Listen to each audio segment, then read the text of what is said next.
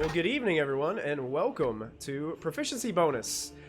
Tonight, we have a special Dungeons & Dragons adventure planned for you that takes place in the Icewind Dale, which is the new Dungeons & Dragons 5th edition module that will be coming out called Rime of the Frostmaiden here in, I believe it's September 15th is the release date. I think that is the date, if I'm not mistaken.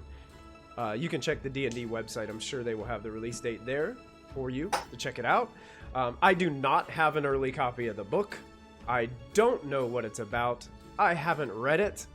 But I ran through Storm King's Thunder, in which there is a small piece of the Icewind Dale in the module Storm King's Thunder that I'm kind of using as a guide to help me with this special one-shot for the Curse of Strahd, friends. Here, our Sunday night crew. So thank you once again for allowing me to be your dungeon master for the evening and step in for Sarah, who had some family plans this weekend and couldn't be here. So Sarah, we hope you're having fun. Oh, 20 sides every story. Thanks for the bits. We appreciate that. Thanks a lot. So we're going to run a little bit of Icewind Dale tonight. Before we start, I want to throw out some quick shout outs to some of our supporters and sponsors.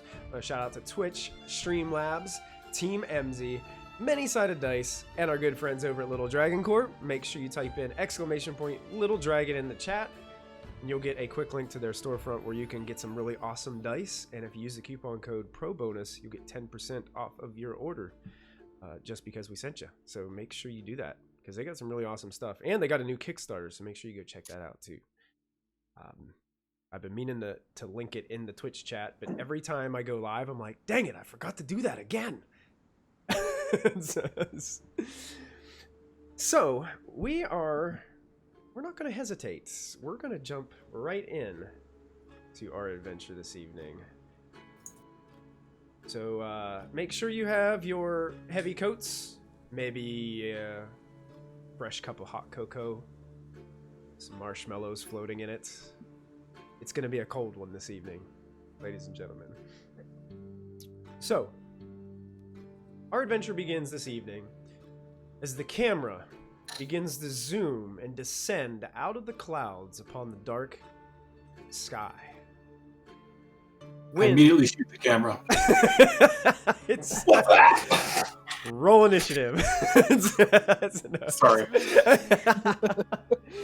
Wind carries. It's like a substitute teachers here. That's it. That's it. Yeah, that's it. Get back in your seat. Wind carries snowflakes as we begin to see a small town on a snowy landscape with plumes of smoke trickling from the peaks of stone chimneys. The long zoom continues until it comes to rest upon the interior of a small tavern called the White Stag in the town of Good Mead. This cabin-like interior is a safe house against the frigid cold and harsh environment here in the frozen far. A large stone hearth and fireplace envelops much of the western wall, where the stuffed head of a prominent white stag overlooks the main dining room. Here, the people of Good Mead gather to share drinks, stories, and the warmth of the large, burning logs contained within. Fire from the fireplace, along with many lanterns, illuminate the scene as we focus on a large round table in the center of the room. A group of adventurers are gathered and are enjoying one another's company. They smile and laugh with one another in the comfort of their company as they enjoy their favorite beverages and a fresh, warm meal. Well, at least the ones who enjoy those sorts of things. And as we zoom in a little closer, we focus in on a young dragonborn. Ink, would you please introduce your character to everyone? Sure. Hi, my name is Cameron Baudelaire. Probably a well-known name, but more south under the world spine. My mother is a Hellrider, Paladin of El Terrell. My father, a member of the Grey Hand of Waterdeep. So everyone sort of had their eyes on me. Adventuring wasn't really a choice, but it is something that I've been trained since birth, even though I'm a little young, only just 18. I've come out here to try and find myself and maybe get out of my family's shadow a little bit. Wearing a parka over some simple chainmail and calmly using my brass dragon fire breath to keep my cup hot. Awesome. Thank you. As the camera slowly pans around the table from Cameron, it focuses in on a dwarf. Jim, would you introduce your character? Yes, I am playing Hugh Pagebinder tonight. He is a dwarf dad. He is the father of 13 beautiful children, and their names are Gwenna, Glenna, Fenna, Bulon, Finnan, Ova, Dalla, Herm, Cora, Dora, Nora, Laura, and Gilbert. I like Gilbert. You get out of here. I want Gilbert on the adventure. No, it's Gilbert. It's Gilbert. He's the youngest. He's my baby. Hugh Pagebinder has worked in the paper manufacturing business for about 2 centuries, so he's pretty expert. He kind of took an early retirement package, and so he thought he would go and travel the world like he always did. All of his children chipped in together and got him this, really, really boss sword. It's got the world's best dad written across the hilt. And he's wearing himself a traditional dwarven Hawaiian shirt. We have Hawaii here in Forgotten Realms. It's just really far away. He took his wife now Mora there once for their 30th anniversary. And he also just has the let's see, what does he look like? He's got the most twinkling eyes and rosy cheeks, and his hair's kind of a salt and peppery. And as he's taking a big old quaff out of that tankard he's got, he slams it down and he says, and then the wizard says, "That's no beholder, that's me wife." Hey. Some random minstrel in the corner goes, "Bumps."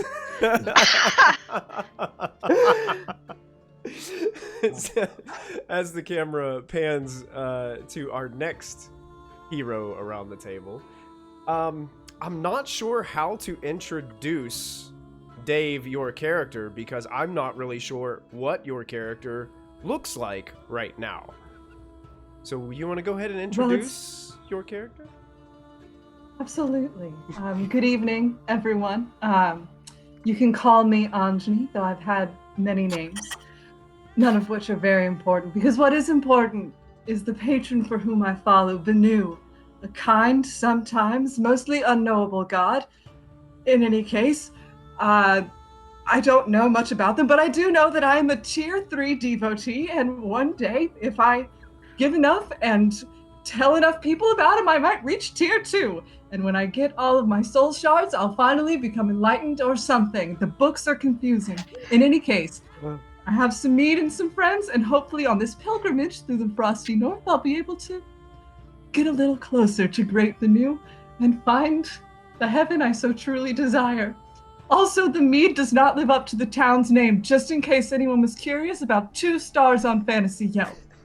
Also, I have blue skin, and sometimes when I blink, my right eye sloughs off a bit, but don't worry about it. It's just a thing.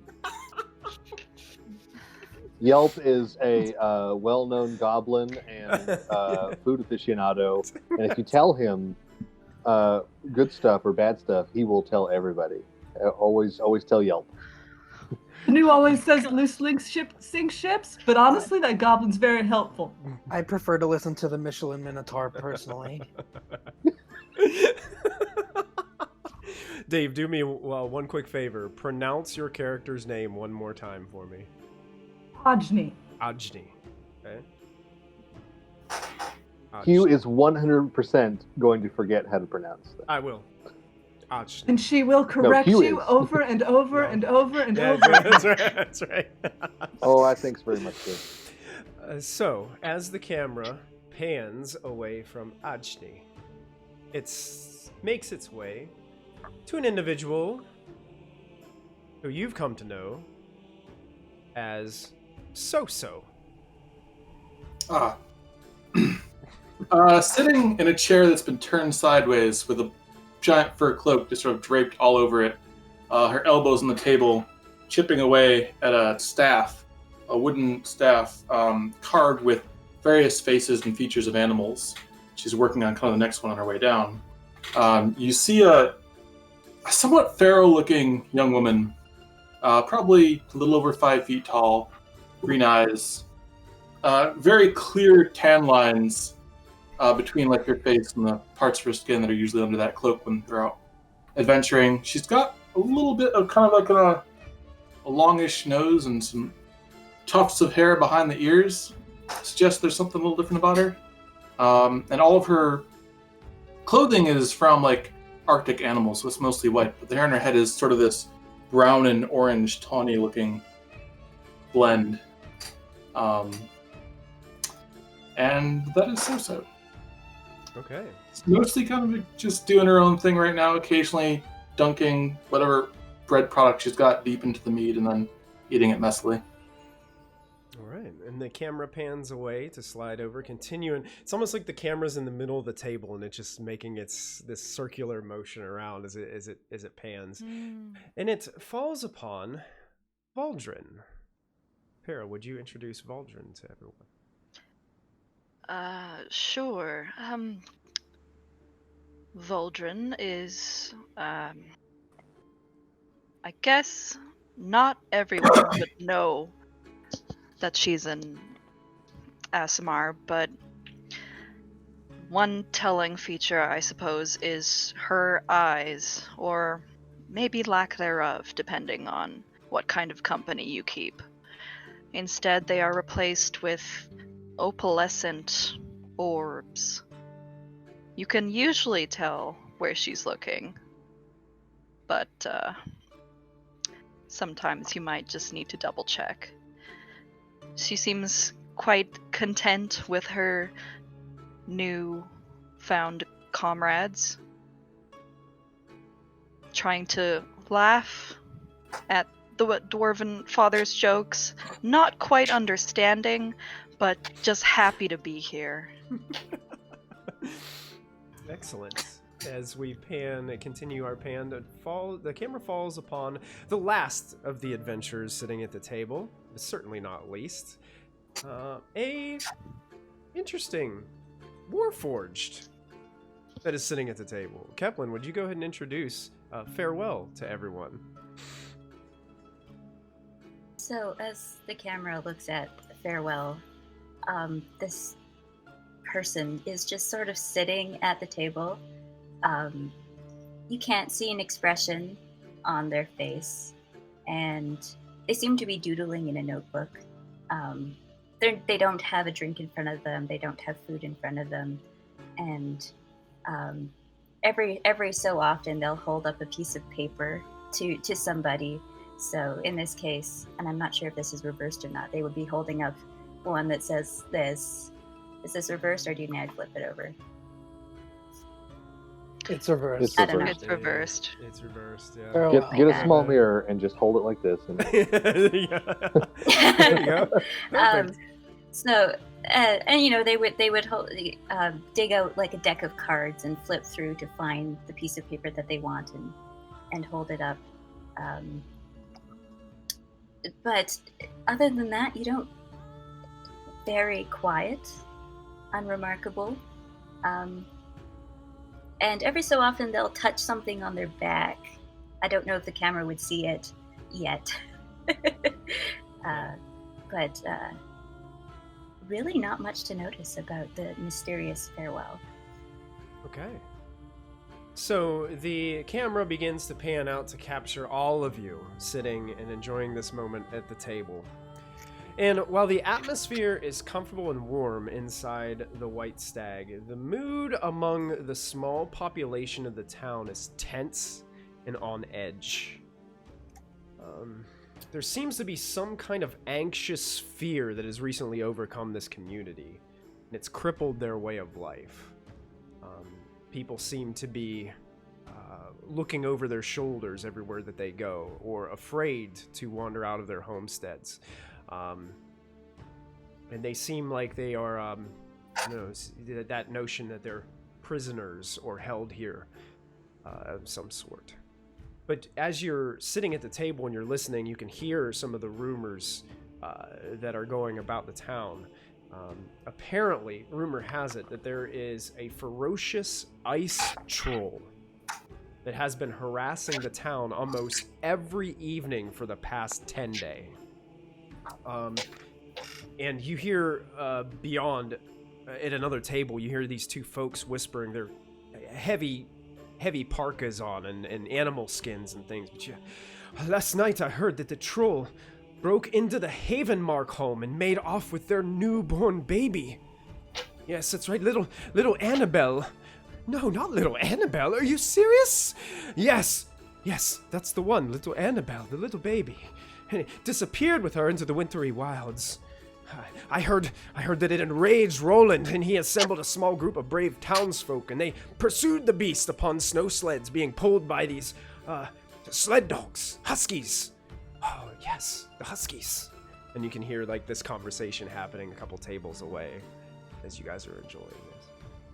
My ears perk up at the mention of huskies. Where I hear this conversation. Hugh's ears perk up at the sound of child in danger. Anji leans over to Hugh and says, when they said not Annabelle, do you think there was a better baby they could have snatched? Hey, all babies are precious and beautiful in their own way, you know.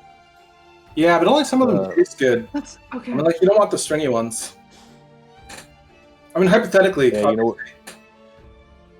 yeah, I've heard, sometimes people say, "Oh, that baby looks so cute, I could just eat it up." But I've never heard anybody that actually ate a baby. No. You've never had veal? No, can't say I have. Oh, I was getting quite concerned there for a moment. Okay. I don't think they're talking about baby animals in any case. I think they're talking about, a baby person of whatever particular flavor that we are. Yeah, but I mean, if the trolls are stealing their babies, it's probably because they want to eat them. But also, if they do with a baby. Well, I would hope that they'd raise it and, nurture that baby and take care of their baby. Like have a little people pet? That'd be kind of cool. Yeah, they could teach you little tricks and whatnot, and babies roll over real good. Hey, hi. Okay, listen. All of the eating aside, are you a pet? No, I'm not. Did you grow up as a people pet? No, I just listen. Okay, if someone has gone after an ice troll by themselves, they're probably dead. Well, he probably will be, but I mean, he went out alone. We're like a group of 6, and are you saying we should go out and potentially help this person and perhaps do some good works upon man in this town? I don't know about that, but I think we could help rescue this little baby. I mean, morality. Or good works for a baby. I think the new would like any of that. Farewell agrees with me. I guess I'm on board with Farewell's in. Hey, Farewell, that's a great looking card there. Can I see the kind of paper you got there? I was in the paper business for like 200 years, and he takes the card. He just kind of smells it. Cameron's like this. Cameron is always like this. Is always like that's handmade. That's not fully getting the confidence out. It's like I think that we should do something. Agreed. Hey, you guys over there. Oh God! Hey, you're missing some kind of baby or whatnot. Oh yes, it was stolen from the home of the Haven Marks. Yes. Well, that just ain't There gonna are do. more babies who are also stolen that we should know about before we head out. Yeah, how many babies we talking about? They I only got kinda- 2 hens. The two at the table kind of look at each other for a moment. As far as we know, that's the only one. There's not Do a very we know- ambitious ice troll. How long ago this happened? Just last night. Hmm. Roland and a few still of be his time, then. friends, they went up after it, but they still haven't come back. When did they leave? Well, shortly after it happened, so they've been gone for, gosh, all day. Oh no! Do helpful friends point us in the direction? As It seems like we're all excited to go. I'm excited to go. Wait, are you guys talking about going like now? Because I'm not leaving until I finish my food. We have to finish our drinks Monster, first. That's where? only. Okay, just want to make sure we're all on the same page. As you guys are having that conversation, Where? and Ajani brings that up, all of a sudden, as you guys are kind of talking this over, the large wooden tavern main door just slams open with this rush of cold air and snow, and then in stumbles Hey, what you doing? in stumbles a What'd you do? humanoid figure wearing several layers of cold weather clothing. You can't even like see a face. Like they have like multiple hoods up and several different animal like furs that they're wearing. This figure, as the patrons all kind of sit there around it, they whisper in astonishment as this happens. The figure. I throw 2 copper on the table, and I look at my putter knowingly and say, I put 2 on elf. What do you guys think? Oh, I don't know. I'm betting on what creature, what and kind of humanoid is he's- under that cloak. He's staggering and stumbling towards you as he's heading towards the table. It looks like he's disoriented as he makes his way across the room. And as you're, I'm gonna as you're say Hold on, half help me, Goliath help. based on the gate. No. I think it's gonna be. I It's think gonna be, he needs I'll help. see your 2 I'm- copper.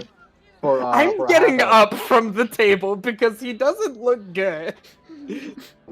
as you get up, you can see he tries to lean against a nearby chair to like get his balance, but he's unable to support his own weight and balance even with the chair, and the chair just like slides out and he slams onto the floor beside you, Cameron, and he just boom right down on the wooden floor. Hey, okay, hey. I kind of like roll him onto his back. Hey. You roll him over and you're like holding him, and that's when you feel something on your hand, something warm and wet. Oh no, okay. I'm gonna do some Covered in lay on. milk. No, stop. Okay. That was okay. safe. No, I know how to do this. I'm a paladin, I can do it. Okay. And I'm gonna do some lay on hands. Okay, sure. Foldrin's kind of gonna get up and kind of toddle on over and just kind of look over, like look down and just kind of keep an eye on things, I suppose. Okay. She Yeah. doesn't doubt Cameron, but she Okay. knows he's a little fidgety. Well, yeah. So it's kind of like a. Okay. I totally do this all the time. I'll give 5 points of healing. Okay. I 5 believe in points of you. healing. Yeah, you channel this, and you can tell like that warmth was blood from this guy as he was nursing some pretty heavy wounds. You heal up some of those as you're using your lay on hands, and then you can hear him. Thank you for your kindness. And then you hear somebody. Wait, Jonas! It's Jonas! Jonas went with Roland. He's back. And a couple other people start running around. Please get him something. Get him something to drink. Get him some water. And it seems like everybody's kind of like going around to try to do stuff for him. I'll help set him up. He human? Yes, he's a human man. Very like he's like very tan, but also like looks like he has like just imagine like being out in winter winds like a long time Yep. and having like that Frost, that like- that thick like matted skin almost from being out in that weather all the time. Like snow burn kind yeah, of thing. yeah, kind of like a snow burn type thing. Yeah. But he looks. Look over my He shoulder at takes his money So and back kind. off the table. Yeah, I do like it. That's off. That's off. Eh? I take my cup. And he looks like even though you healed him, it still looks like it's gonna take him some time to rest and things like that to be fully healed. But he's definitely conscious, and he's sitting there in front of you all, as it seems like some of the other people, the other patrons, or somebody's rushed up and gives him a tankard filled with water, and he starts to sip out some of the water. Did anyone else come back? Is Roland here? Oh, you're part of Roland's crew, or the troops that went out after the troll? Oh yeah, we tracked and chased it up beyond the frozen, up to the frozen falls. We got to a cave and it attacked us. You actually Well- found the troll's cave? We did. So you went all that way and you came back without the baby? Now, hold on. We don't have to be that harsh. What I am going to ask this man is if he's well enough to draw us a map, because that would be extremely helpful. Do you think you could do that? I can draw you a map, but unfortunately it's Farewell, actually- some of that nice paper, please, so this man can draw a map. Oh, hey, if you want paper, I got a whole bunch of paper in my cargo shorts. And he stands up, and he's got cargo shorts that have at least a dozen Oh, pockets. jeez. He rustles around and he pulls out a petrified frog, a brass prosthetic nose, True northerner and- doesn't need pants. Cargo shorts is all you need in the cold. an ivory true. knitting needle, Yes. and then finally he pulls out a small kind of a sheaf of paper that's tied with a ribbon, and he pulls out a piece of paper. okay. That See, that's was made from cotton scraps and the some ordeal. oak wood pulp, and I made that with my own two hands. There, it's high quality. So question for you, Hugh, are you handing the paper to Farewell, or are you handing it to this Jonash? Oh, I'm handing it to that frozen deck guy there. I mean, I can explain you through it, but I don't think I'll be able to draw it. I'm too weak. He snatches the paper back. Fine. Listen, Hugh, I can do it. I'll draw it as the man dictates. Well, listen, All right. now listen, there are three different ways that you could get there. There probably it just depends on what you think is right for you.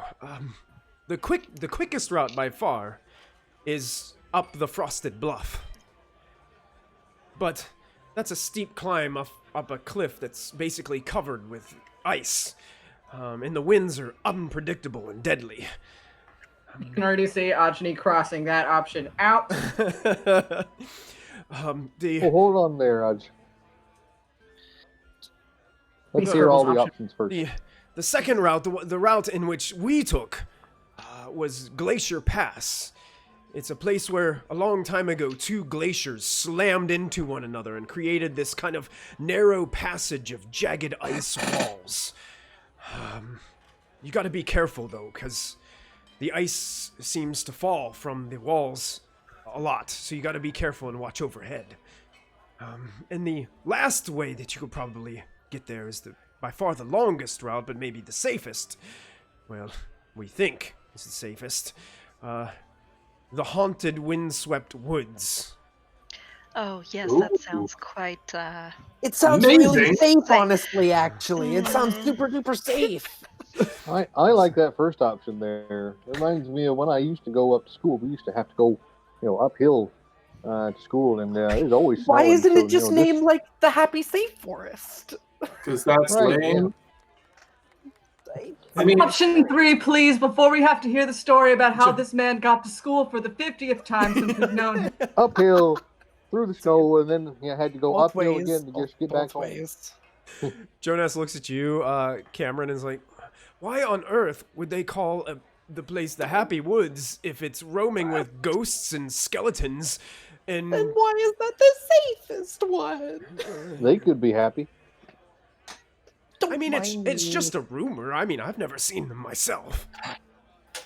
I like that first option there. It sounds Oh, like the so best it'll one. be like a new experience and a fresh path to go down. I think we should use this one. I mean, the Why don't we glacier all take a vote? too. You're talking. Whatever, guys, your decision. I'm down for anything. Personally, I would rather not do option 1. My travels have been long, but not athletic. Lots of learning, not a lot of lifting weights. Hugh, shush. In any case, I'll take option ice storms or haunted spooky woods for me. I can be flexible. Both of those sound I'll fun. take haunted spooky woods for Farewell 20, starts Alex. stretching, touching her toes, Answer. reaching up high. That's the daily double.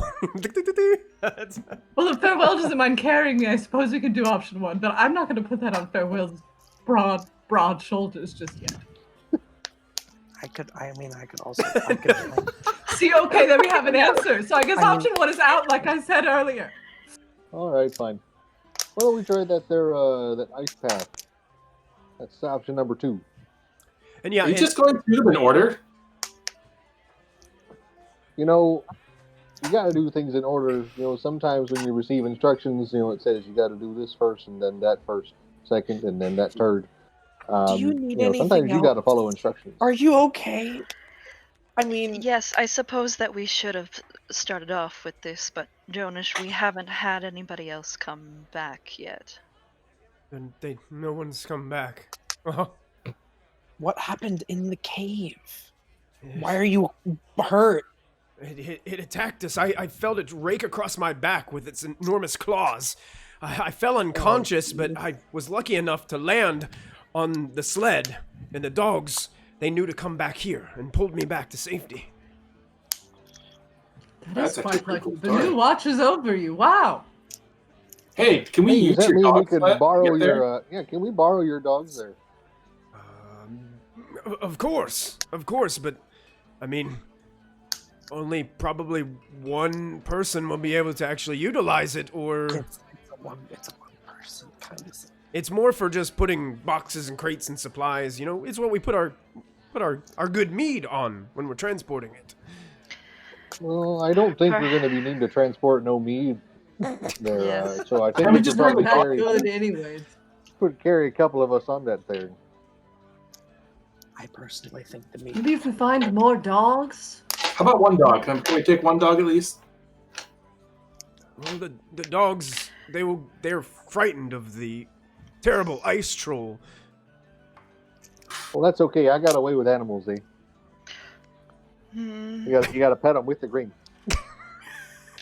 Really, you have a way with animals? Oh yeah, you betcha. You think with 13 kids we never raised a dog or nothing?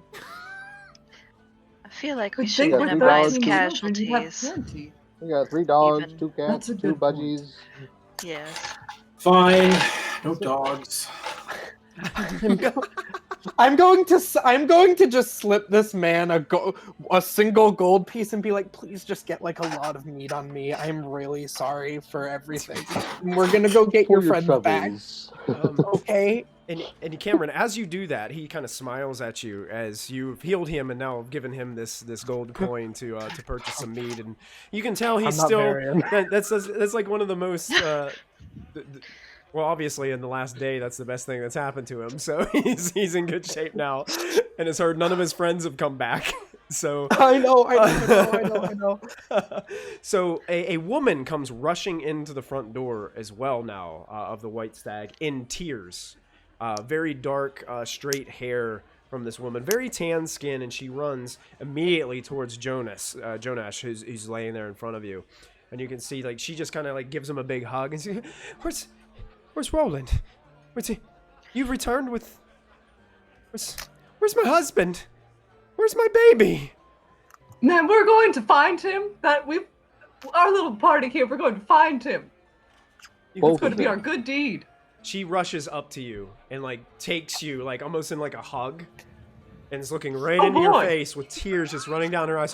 Please, please, please, please, As soon as she find my grabs husband. me, my skin like turns like green for a second and then like shifts really quick back to blue. Sure, ma'am, that we'll do it. We'll definitely do that. We'll do it. We'll do it. All right, she backs up and Let's she go. All right. So, Hey, where's the keys to that there dog sled? Oh, Farewell's got something to say.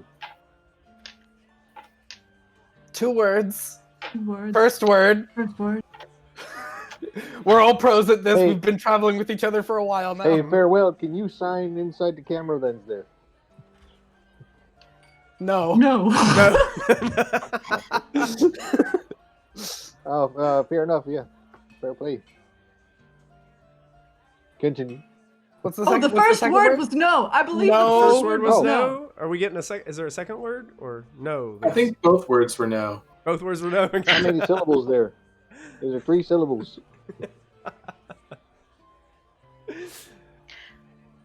Right then. So you guys No, have, fine. Yes, okay. basically, what Jonash could give you is he can give you a detailed map of Glacier Pass, but the other 2 routes, he didn't go that way, so he didn't give you a detailed map, but he said that you can reach it that way. They avoided Yeah. climbing the bluff because they didn't think they could do it. They didn't want to take Totally fair. they didn't want I to take the will- woods because they're afraid of the hauntedness and the fact that it would take too long. They wanted to try to get the baby back as quick as they could.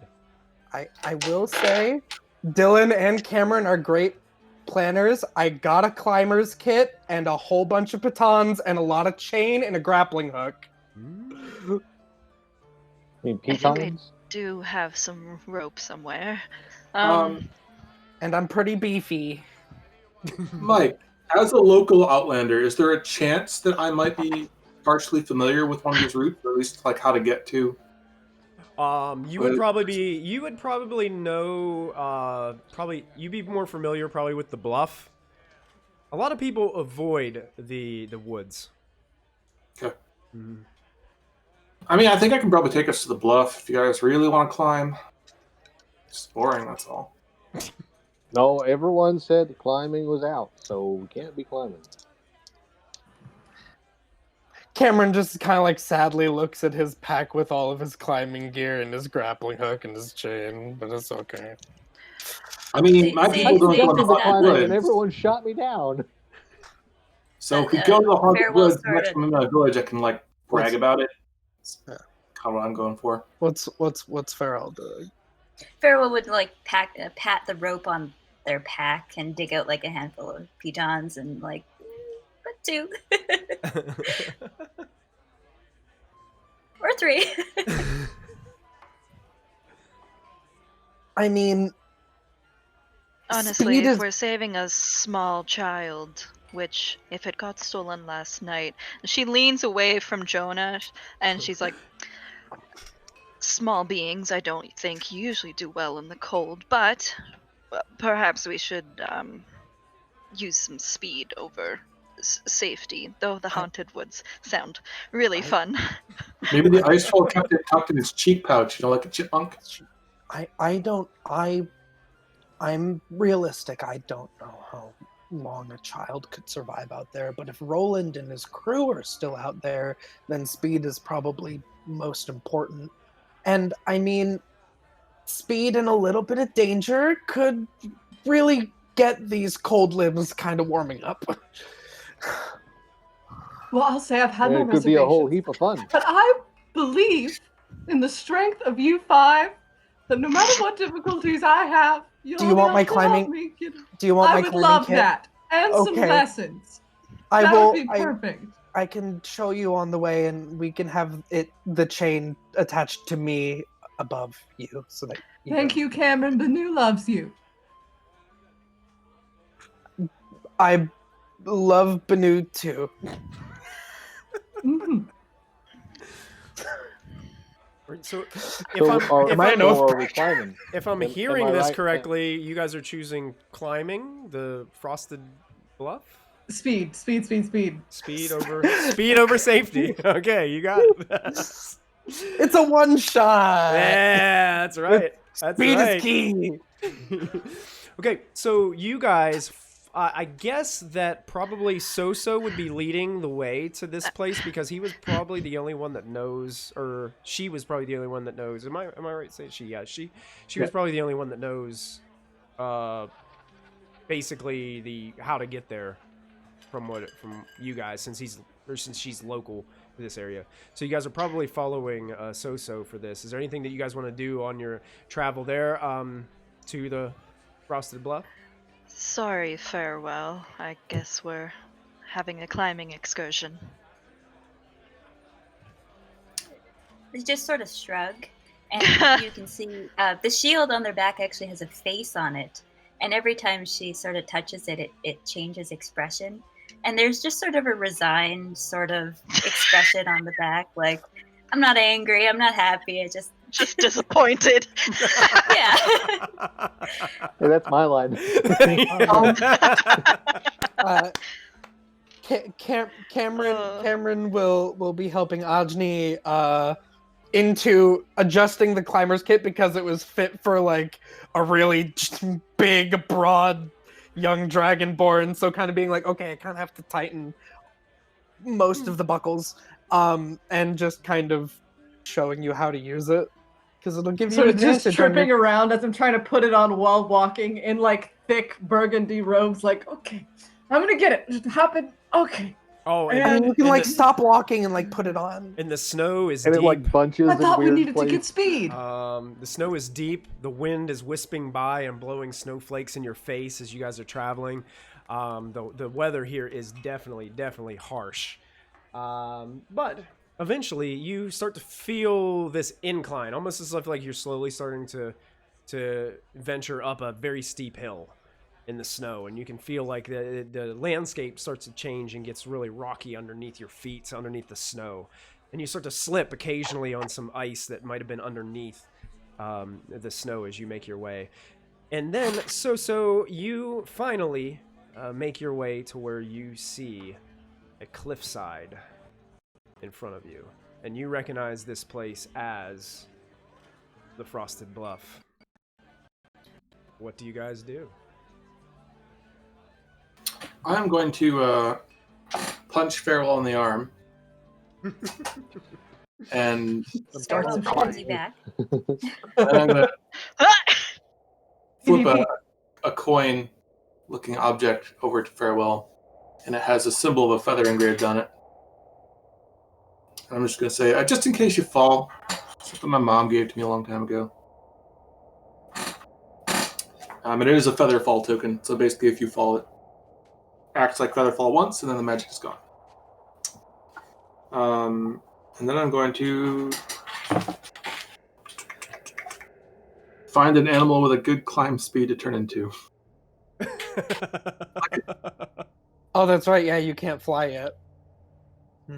I think probably just giant spider is the way to go. Giant spider? Ice baboon.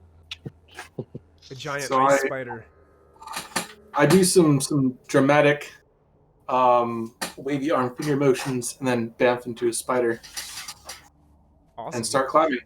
Okay, excellent. This spider begins to start to climb the icy cliffside.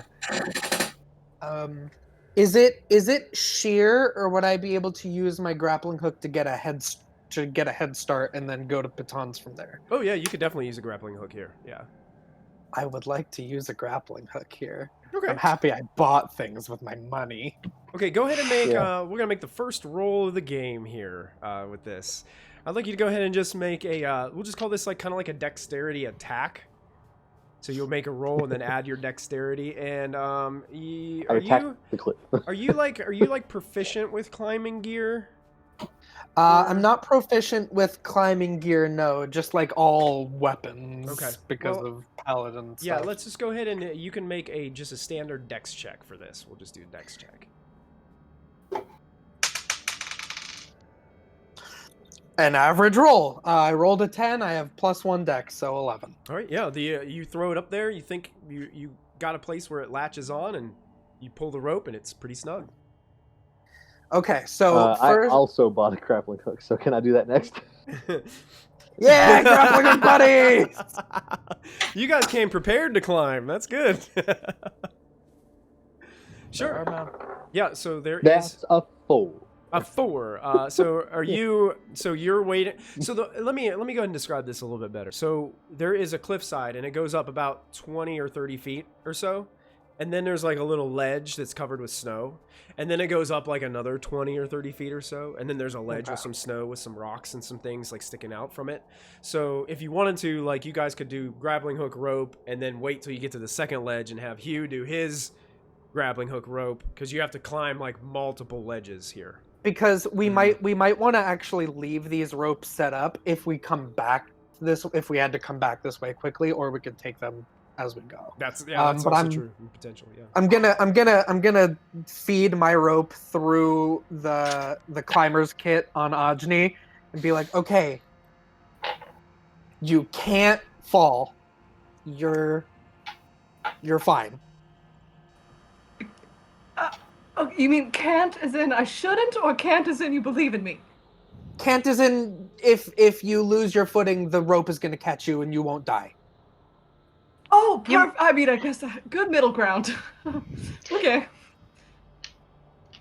Just gonna make do my sure best, to alright? turn your head away from the sheer cliff.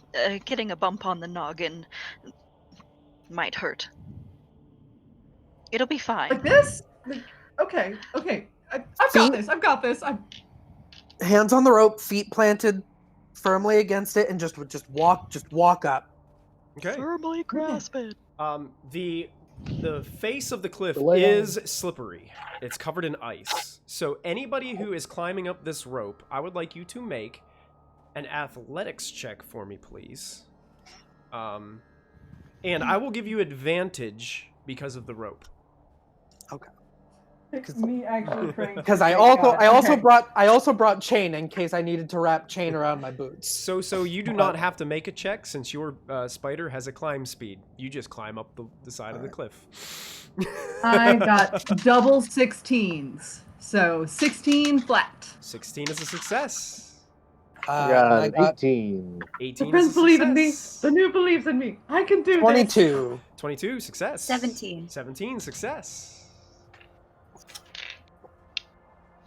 Oh How did dear. Valdrin do? Just give me one moment. this. Aldrin? Faldrin?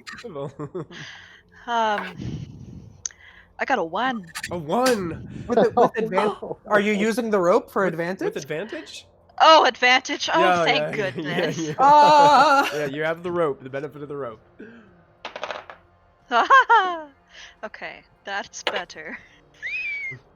Let's see. Anything is better than a 15. 1. 15 is a success. You guys all make it up to the first ledge. As you're standing upon this first ledge on the bluff, you can feel that the wind is starting to pick up immensely here. As you're looking up to the second, you can see the white ice spider just climbing up slowly ahead of you guys. It almost feels like no fair. Hugh's going to say that that first grappling hook throw he tried down there, that was just practice, you know. And so he's going to take out his grappling hook and he's going to try to wing it up at the next ledge. You do the same thing, but here's what you're going to do. Since the wind is a little bit more abrupt here, you're going to make yours with disadvantage.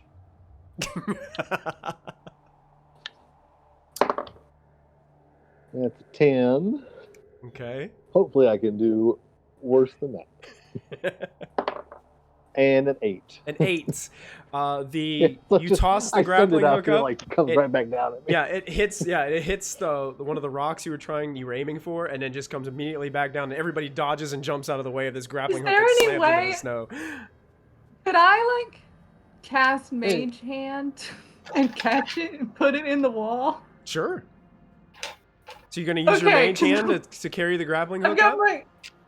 Yeah, I feel like Anjali's she's like climbing up the rope and they make it to the first ledge and looking down, and she sees Hugh still go ahead and throw it, and it starts to fall back down and tries to go ahead and cast Mage Hand and just sort of like put it into the wall for him. Absolutely. You got this. You totally did it. Well done. You did it. Hey, when we played dwarf ball, we call that an alley oop. How do you play Fantastic. How do you play dwarf ball? Oh, dwarf ball is the best game in the whole world, eh? We play Did it. you explain it when you get up here? It's hard to hear over the wind. Cameron, all why on do the you same encourage ledge, him? Yeah, so yeah, you definitely, this grappling hook is connected, leading up to the second ledge.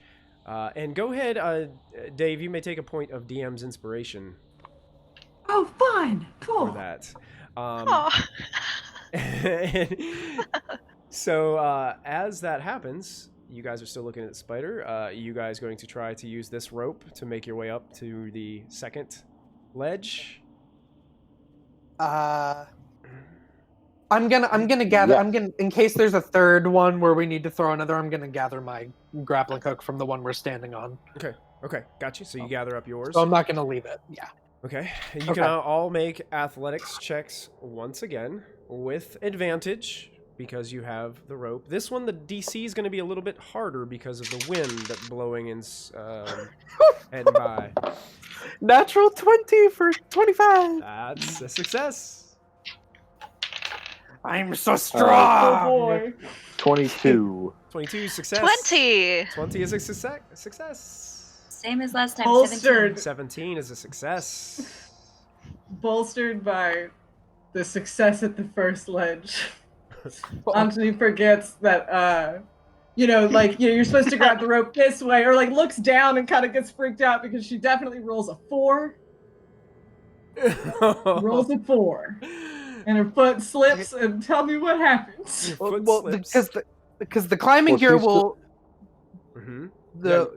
So you're. You're prevented from falling, but what does happen is the wind kind of slams you into a rock outcropping as you were climbing, and you suffer 4 points of bludgeoning damage as you get slammed up against this rock from the wind. Oh, Anthony! Right on my face, and like I look up, and you see like this eye has like slipped down to her cheekbone. Well, she warned you about. I did warn you! Oh, I'm just like laying there on the climbing gear. But- Rub some dirt in or whatnot. Anthony, thumbs up, thumbs down, sideways. How you doing? Oh, Jeez. okay. Alright, she's still with us. That's good. Actually regroups and What she's does your able to, literature tell you to think right now, eh? she regroups and she's able to climb the rest of the way up without much of an issue, with the help of that climbing gear that Cameron generously hooked her up with. I just kind of like as if I was rubbing schmutz off your face, but I just put my thumb. I just kind of like pushed the eye.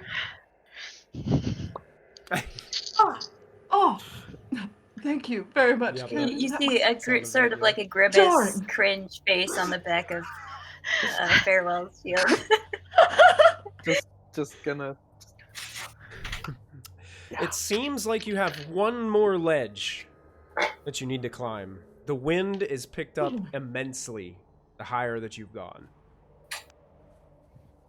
Hey, Cameron there, son. Why don't you try throwing this your grappling hook? You did so well the first time.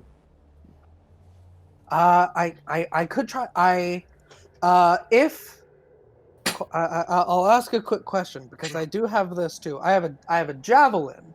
Would throwing a javelin with my strength go through this wind better than spinning a grappling hook if I like attached stuff to it, or is it going to be equivalent? What's gonna be tough about it is, yeah, it'll cut through the wind, but the problem is you're trying to like jab it into like thick ice Into and ice. rock, and that's keep gonna it there. and keep it there, That's and that's fair. gonna be the issue is making sure The that it issue. stays, you know. That's fair. That was just a little was just a little logic question for you. I think I think the grappling hook, you at least have the benefit if it like Prongs. swings around and like catches the rope or something, it would still be like if you catch it around something, it'll still latch Fair itself enough. pretty well. I will attempt to throw my grappling hook then. Okay. I need you to make this with disadvantage, dexterity, and it's an increased difficulty class because of the hardcore wind up here. Yeah, sure. Listen, my friend, do you help that's me a out 2. with my eyeball? And maybe I can I help him with this in some way? Like I mean, with the mage first hand or the first something? roll Yeah. was a 2. It would definitely not Oh, they were succeed. both. But Ajni, may I ask you a question? How far is the range of your mage hand? Because this one Oh, is a that's a little. good This question. bluff is a little higher than the first 2 ledges. Let's find out together. Okay, it's 30 feet, so maybe Yes. not high enough. Yeah, this one's more like a 50-foot ledge. It's hard to judge it with all the snow flying around. Sorry, I mean, I couldn't reach that far. I mean, I could just try to free climb it up there and then leave the rope for the rest of you guys. Or give it to the spider. Is the spider We strong do enough have to a carry spider. it? Oh yeah, spider could take the grappling hook up. We're very smart. So, think you can come back down here and try to get this rope up there for us, eh? So you're about halfway up this 60-foot or 50-foot ledge as they're shouting towards you. Oh, I have awakened mind, so I just pop into Soso's head really quick, and it's like, "Excuse me, Soso, we're gonna need you to come down here and grab this grappling hook and bring it back up. Do you mind? You can't reply to me with this ability, so I'm just telling you to come back." Question for Dave: Have you ever done this? Has your character ever done this before? To Like Sosa? to Soso? Yeah. What kind of adventures have we been on together? Like maybe. Enough I'd give it a to good be level 3. 40. Yeah, I'd probably say yeah. We killed a vampire and God. We're We're gonna kill Not Scott. yet, you haven't. No, we are. See like a giant splayed-armed spider just like sliding down the hill towards you. Sliding down this massive ice spider slams So- onto the ledge beside you guys. I will shake myself off, trying to make sure I get a little bit of snow on everyone, and then just sort of like turn my body around expectantly and wait till someone attaches a grappling hook to me. Okay. Yeah, I got this, and he's going to take the rope and he's going to tie a very expert hitch onto the thorax of our friend here. Dad knots. Dad knots. Your knot tires patch glows in Dad the knots. snow.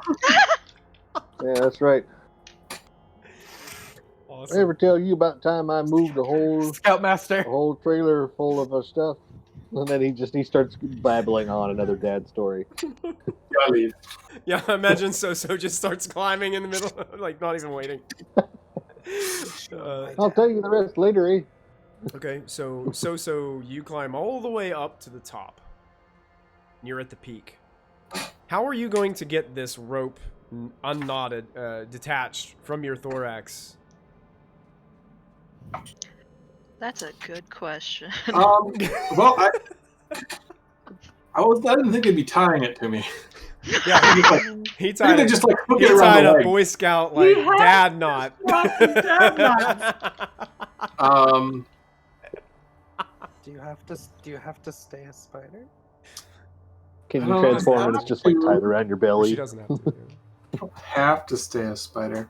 What I will do, before I turn out of a spider, I'll find a good spot to like attach the grappling hook, and then I'm gonna just like shoot a little webbing at the rope below it to try and help hold it in place while I unshape shift and then start This is messing. Oh, PG nice. stream. Yeah.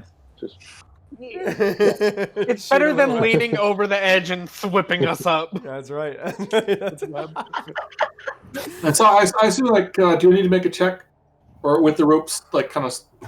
Can I just assume that eventually I get it attached? No, yeah, no. I'm not gonna make you make a check for that. I think it's brilliant. Yeah. So yeah, you attach it. You get the rope all snug and secure, and you've transformed back from the giant spider into your shifter form.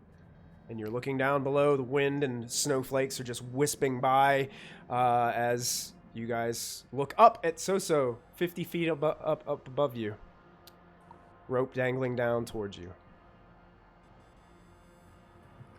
So who's first? I I'll mean, start you're the one climbing. with the harness. Okay. You have a harness. I just go.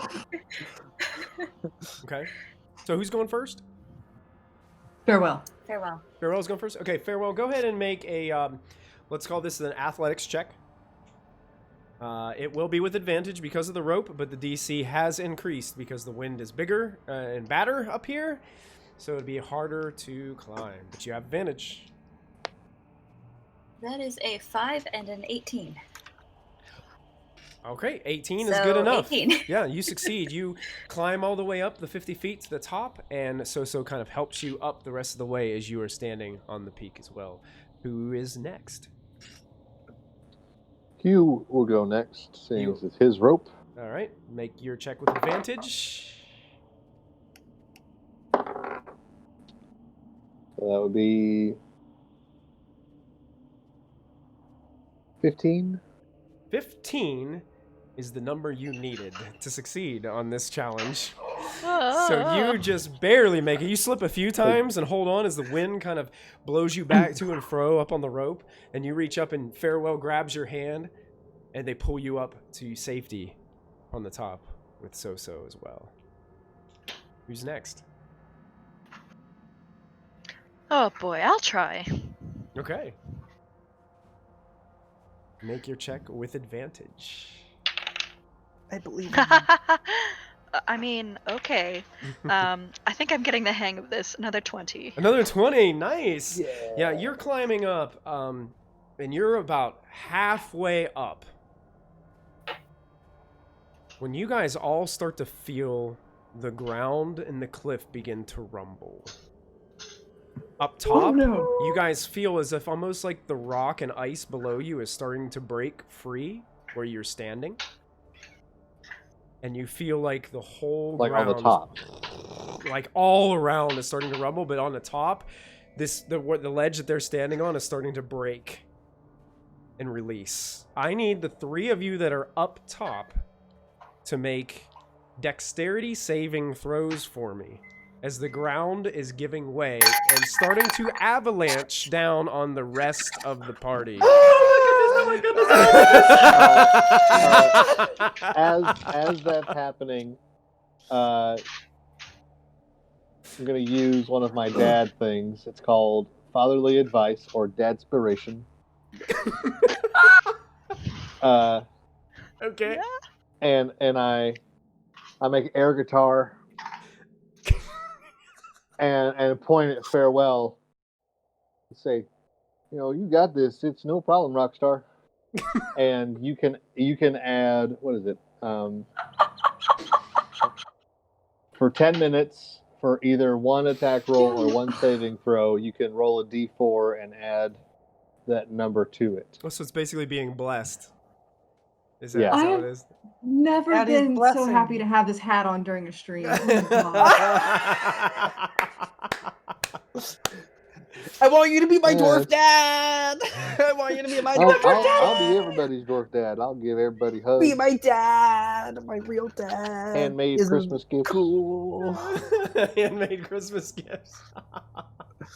So good. Okay, see if you kill us. Those of you that are, well, actually, Cameron and Ajni, you guys are going to get to decide how you avoid the avalanche. You guys are going to have to tell me, and then we'll come up with a roll really? that's appropriate. As far as Voldrin is concerned, you can also decide, because you are now falling, Oh, fun. because the rope has let go, because where it was attached has let go. So you need to decide what you are going to do to try to avoid this situation.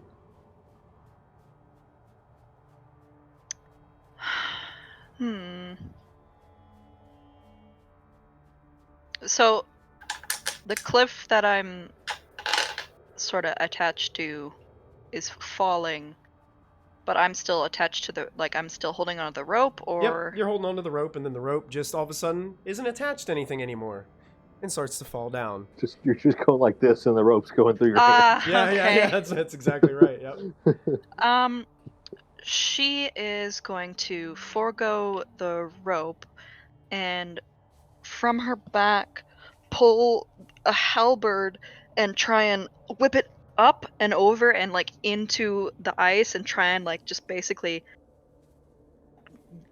wedge the blade into the ice enough that she can just like kind of just hold onto the halberd. Excellent. That's a great idea. Go ahead and make a strength check for me. So awesome. To drive the halberd into the icy wall.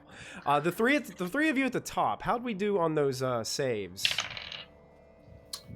23. 23 is a success. A 2. Okay. I got a net 20 plus 6, which is a 26. Which is a success. You guys notice, you guys are able to back away, but Hugh is being carried away by the snow. Do either of you have a reaction that you could do to stop Hugh from falling with the snow and ice? Do you mean specifically something we can do as a reaction as per game rules, or something we'd like to do? What would you like to do? It's a one shot. So, the spell causes creatures who are in the area when the spell goes off to make a strength throw or be restrained. So can I use Entangle to basically restrain him and that pile of snow so it kind of flows around? Yes. Sudden bunch of vines. You just freeze me? Yes. All of a sudden these vines like start shooting out of the ice and snow around you and wrap you up. And prevent you from falling as the ice and snow come tumbling down on the rest of your party. What was your strength check, Hera? I got a 15. 15. You drive it into the ice, and it locks in place, and you're like it does one of those the pull-on part. So you're kind of like hanging there for a moment, but yeah, you're dangling there with your feet, and all of a sudden, like you're being showered with all this snow and ice is kind of bouncing off of your back and stuff. But you slide closer to the cliff face, and you're able to avoid a lot of like the big chunks of ice and snow that are coming down. The two on the ledge, it's coming towards you very quickly. Is it just dropping on top of us, or is there like a slide? It's more like, imagine if it was like a slide where it came out a little bit. Right. You know what I mean? It comes out from the wall a little bit and then comes straight down. So you might be able to like scooch really close next to the wall and not get overwhelmed by most of it. Listen, all I've got is I could make some fire, maybe, if I really concentrate. But if you have any ideas, Cameron, right now is the time, and I'll owe you a big one. Fire is my idea too. Why don't you help and stay just right behind me, directly behind me? You have 3 seconds. It's coming I am down. going to just stay behind me. Just stay behind me. I've got my little like arcane focus, which is like a dark amulet, and it lets me try to cast a cantrip off the warlock list that I don't know once per day, but I'm going to try it right now to create a bonfire, so at least some of this avalanche like melts in front of us. Okay. My idea was similar. I was going to use my brass dragon breath weapon. Okay. Which is a 5-foot by 30-foot line of fire instead of a cone. Okay. And just kind of keep breathing and evaporate it, and kind of part the Red Sea. Perfect. Yeah. No. With you guys Okay, combined, so I just need to make a you have to make a DC. roll. Yeah. Yeah, I have to beat 10 on an Arcana check, so Okay. we'll see. Yeah, sure. Make your roll. If you both succeed, Okay, yes, we if you did it. both I got a succeed 13. on this, you won't take any damage. If one of you would have succeeded, I would have said you took half damage. If either of you didn't have a way to, well, Cameron's automatically going to succeed because you're attacking like an object, snow. So it would have done half damage. But with the benefit of the bonfire, the ice and snow seems to melt away as you guys get closer to the wall, and the rest of the avalanche just kind of clambers down the rest of the cliffside and then comes to rest. Yeah, I just imagine I'm literally squished up against the wall behind Cameron, and then you just see like one blue arm come around the side of him with like a little necklace amulet thing. It's all spooky and just like shoots a little extra boof of fire out of it. Like, I'm helping. Well, yeah, no, it's like right when Cameron runs because it's one inhale, so it's like and it's like, peh, peh, peh, and then you give the last little bit. Yeah, it's like. Perfect. Awesome. Well done, guys. Now, but here's still the problem is 2 of you are still on the ledge. 1 of you is Damn it. dangling from a pole arm halfway up the cliffside. And the other 3 of you are, well, 2 of you are standing up there. The third, the dwarf, is being grasped by a bunch of vines and greenery that have all of a sudden just appeared out of the cliffside. Okay. Ajni? Yes. Just sweating. Just sweating. Dude, that was really good. You as well. Do you want to get on my back? Yeah, up. Yeah, here. Oh, please, that would be fantastic. Get on my immediately. Just hold on like really tight, and I'm sorry for like all of my weapons. Okay. I'm just gonna be a strong boy, and I'm just gonna take a baton in each hand. I'm just gonna use your climber tools. Yeah. Okay. I'm just gonna try it. Okay. Cool. Just gonna be a strong boy. Go ahead and make your check with advantage because you have climber's tools. That's good. That's bad. Okay. So it's gonna be a dirty 20. Dirty 15 20 plus 5. is good enough. As you get halfway and you notice that your friend Voldrin is hanging there. And you've got Ajni on your back, Hey. holding on for dear life.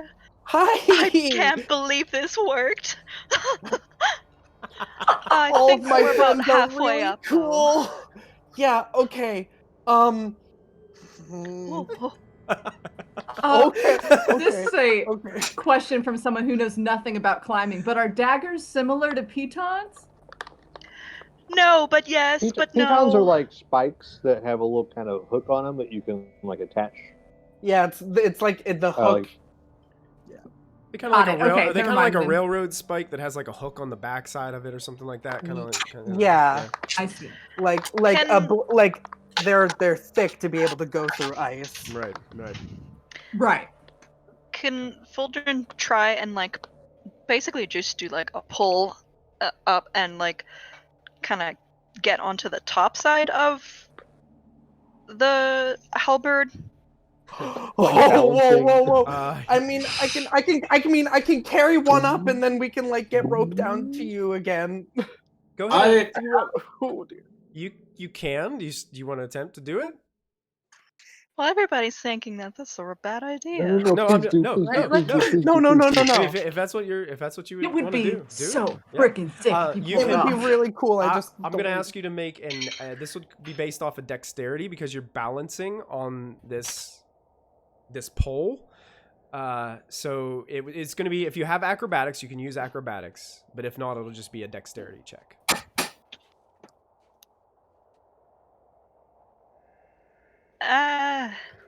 And because you played out that hanging scene so well, I'm going to give you DM's inspiration. Okay. Because I like the slipping of the one arm and then reaching back up and grab it. It was great. Alrighty then. You said strength or dex? Dex or acrobatics Dex. if you have acrobatics. That's dexterity. Okay. Cameron's sitting there holding on to the baton. You can use your DM's inspiration before you say Oh, your number. I'm gonna use that, baby. If you'd like to roll again and take the higher result. Yeah. Okay. Okay, well, it is a 6. So,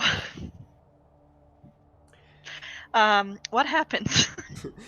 Voldrin, you try to balance on this beam, and your feet slip, and you do the traditional pull between the legs kind of deal as you come down on the pole, and then you tilt sideways like this. And No. Cameron, as Cameron, that's and happening, can I make a quick question? So I'm entangled by vines up at the top of the cliff. yeah, you're about 25 feet above them. how entangled am I? Like, are my hands free or? Ask So-So. So-So, how entangled So? is he grappled or grappled and restrained? So you are restrained. Yeah. Unless you make a strength saving throw, or I just end concentration and let you fall. Okay. Let's not do that. I'm just wondering, like, are my hands free? Your hands are somewhat free. When you are restrained, you make any like attack rolls and anything with disadvantage because of the vines kind of like limiting your ability to be able to do things. If you were just grappled, it would just stop you from moving, but restrained adds that disadvantage to things that you try to do. Because Hugh's got himself an explorer pack, and he's got rope on the side of that thing. I wonder if I could just take some of that rope there and make a quick lasso, and drop it down and try to lasso my friend before they fall. Sure. Make a dexterity check with disadvantage. Oh boy. To try to lasso Voldrin. please don't have Cameron at 18 see someone fall off a cliff. Is Hugh a ranch dad or a paper dad? He's an all-around dad. No, okay. A jack of all dads. He's got that John, if dad you will. reflex. John, if you Dad will. strength. That first one was an 18. Wait, that has other implications, but all right. You use that dad bod. And 17. Whoa! You lasso Voldrin's ankle as she's she's beginning to fall off of the polearm, and prevent her from falling. Well done, Hubert. Cameron, she's looking at you the whole time, and the smile hasn't left her face. Cameron's crying and they're freezing on his face. He has frozen tears that you can just see like the like line of ice. And as legit hasn't seen any of this. She is like tied up on Cameron's back. Like, why did we stop? As that moment happens, a massive wind gust blows by. Oh no. Michael! We gotta get to the Come on! You chose the hardest route. We did. It's fun. You guys, those of you that are climbing the cliff, I need you to make a strength save. Okay. Does Ajni make one holding on to me? Yes. She has to make one to hold on to you. And Hugh. I turn my head away I need from Hugh the rock to face. make a strength save to hold on to the rope that you got lassoed around Voldrin's ankle. Why are paladins not proficient in strength saves? It's fine. It's okay. Good roll on an 18. 18 is a success. You hold on to the back of Cameron. Now the question texture is on Cameron. How did Cameron do? The question is, Cameron is technically rolling for both of you. I rolled. There's no advantage on this one because of the pitons. Unfortunately, not for this because the wind is kind of gusting from the side, so it's going to kind of blow you out from That's okay. It's not okay. It's a 9. It's a 9. You both plummet. Oh my god! And you slam into the snowy bank below. Because I don't want you to get crushed under me. Okay, because you did that, you prevented her from taking a lot of damage. That's good. You are going to take 8 points of bludgeoning damage, Cameron, as you slam into the icy surface below. And Ajni, you take 4 points of bludgeoning damage because your dragonborn friend flipped over while falling, and you basically landed on his back. You did a reverse cat.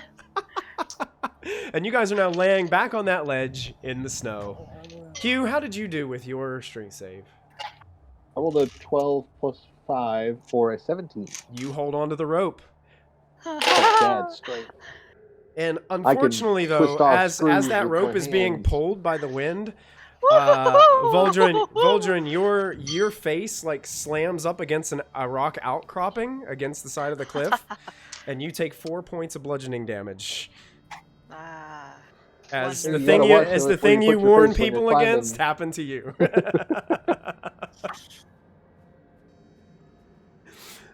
So Cool. are they falling down to the second ledge or the first ledge?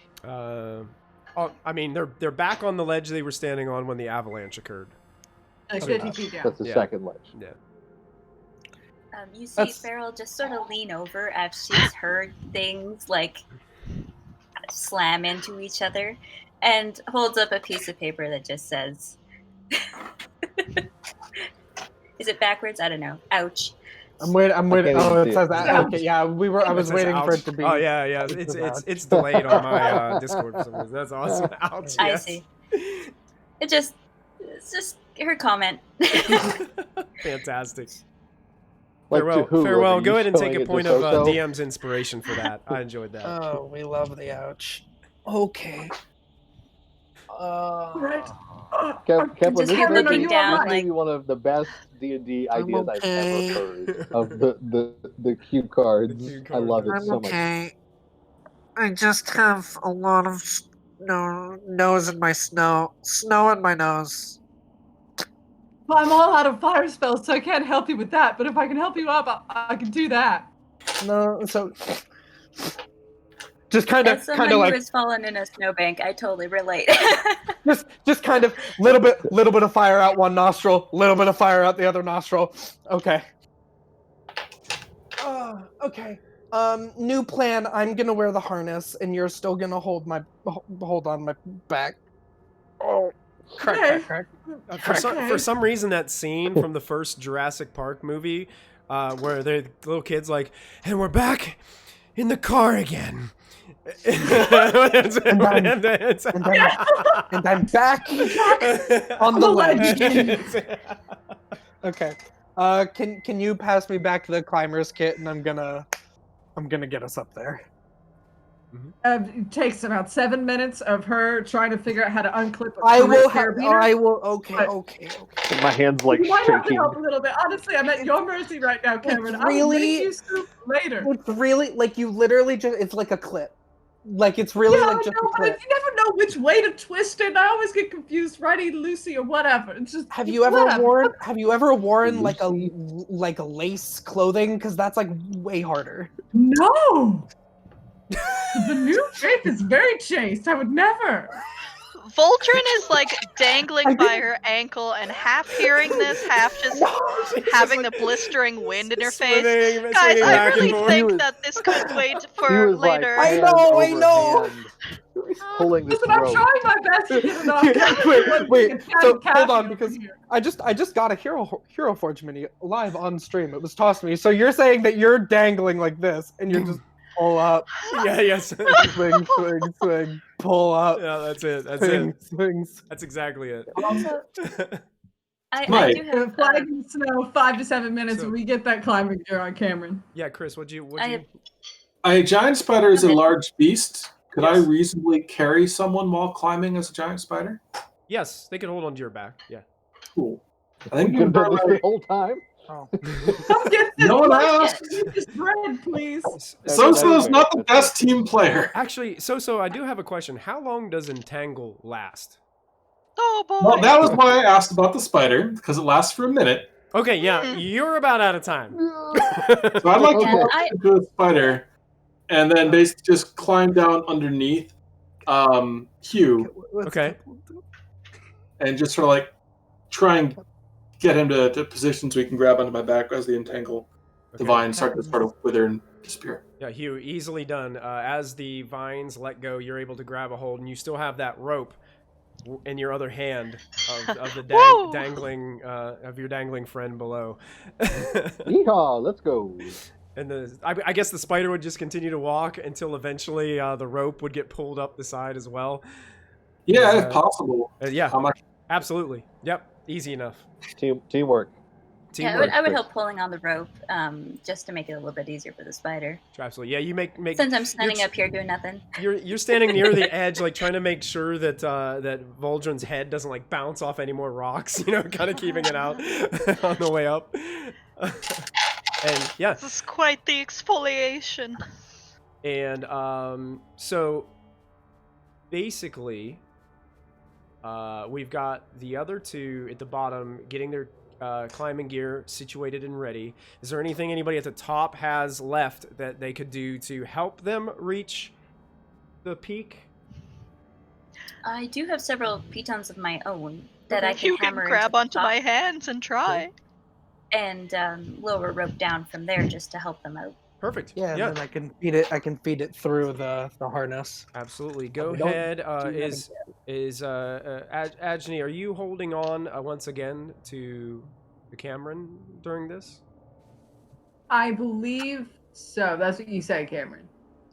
Yes. Okay. Yes, I You're am very good once at again hugging. on the piggyback train. Piggyback train. Okay, you guys can go ahead. You can make your athletics check with advantage because you have the benefits of the rope. Good. Better. 24. Success! You have reached Good. the summit. better, best.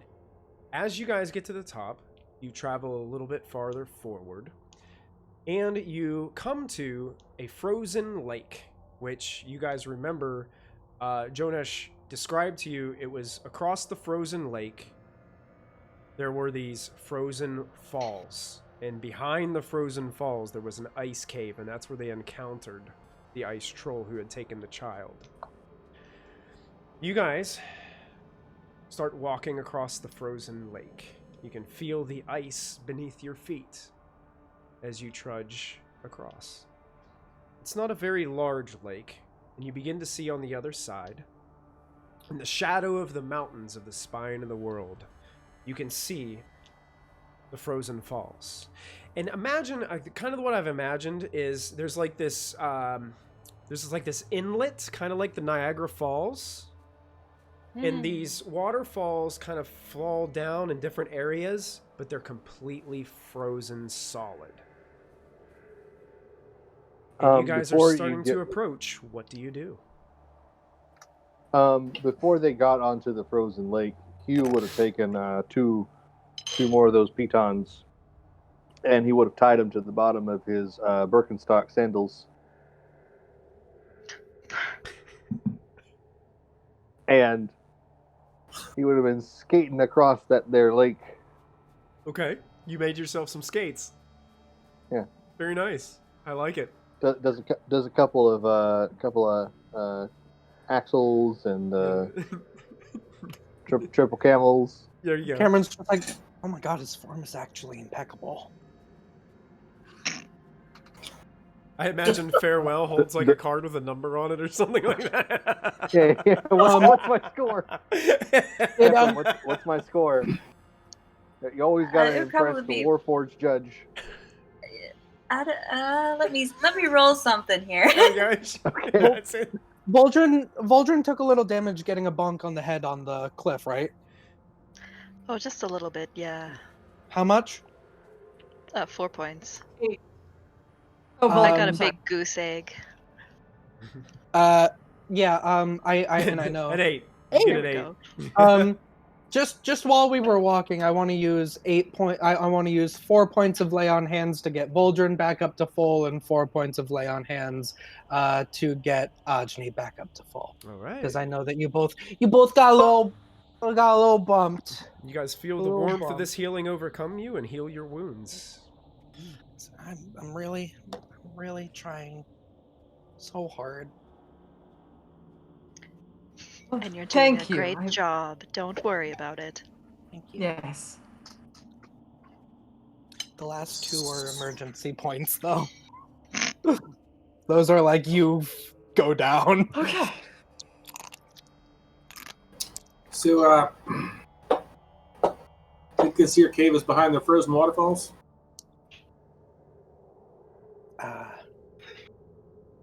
It really matches the description. I can't imagine that there are too many giant frozen waterfalls. Maybe. Can I make a survival check to see if I can see any tracks on the ice or snow? Sure. Go ahead. You can make a survival check. That would be a natural 1.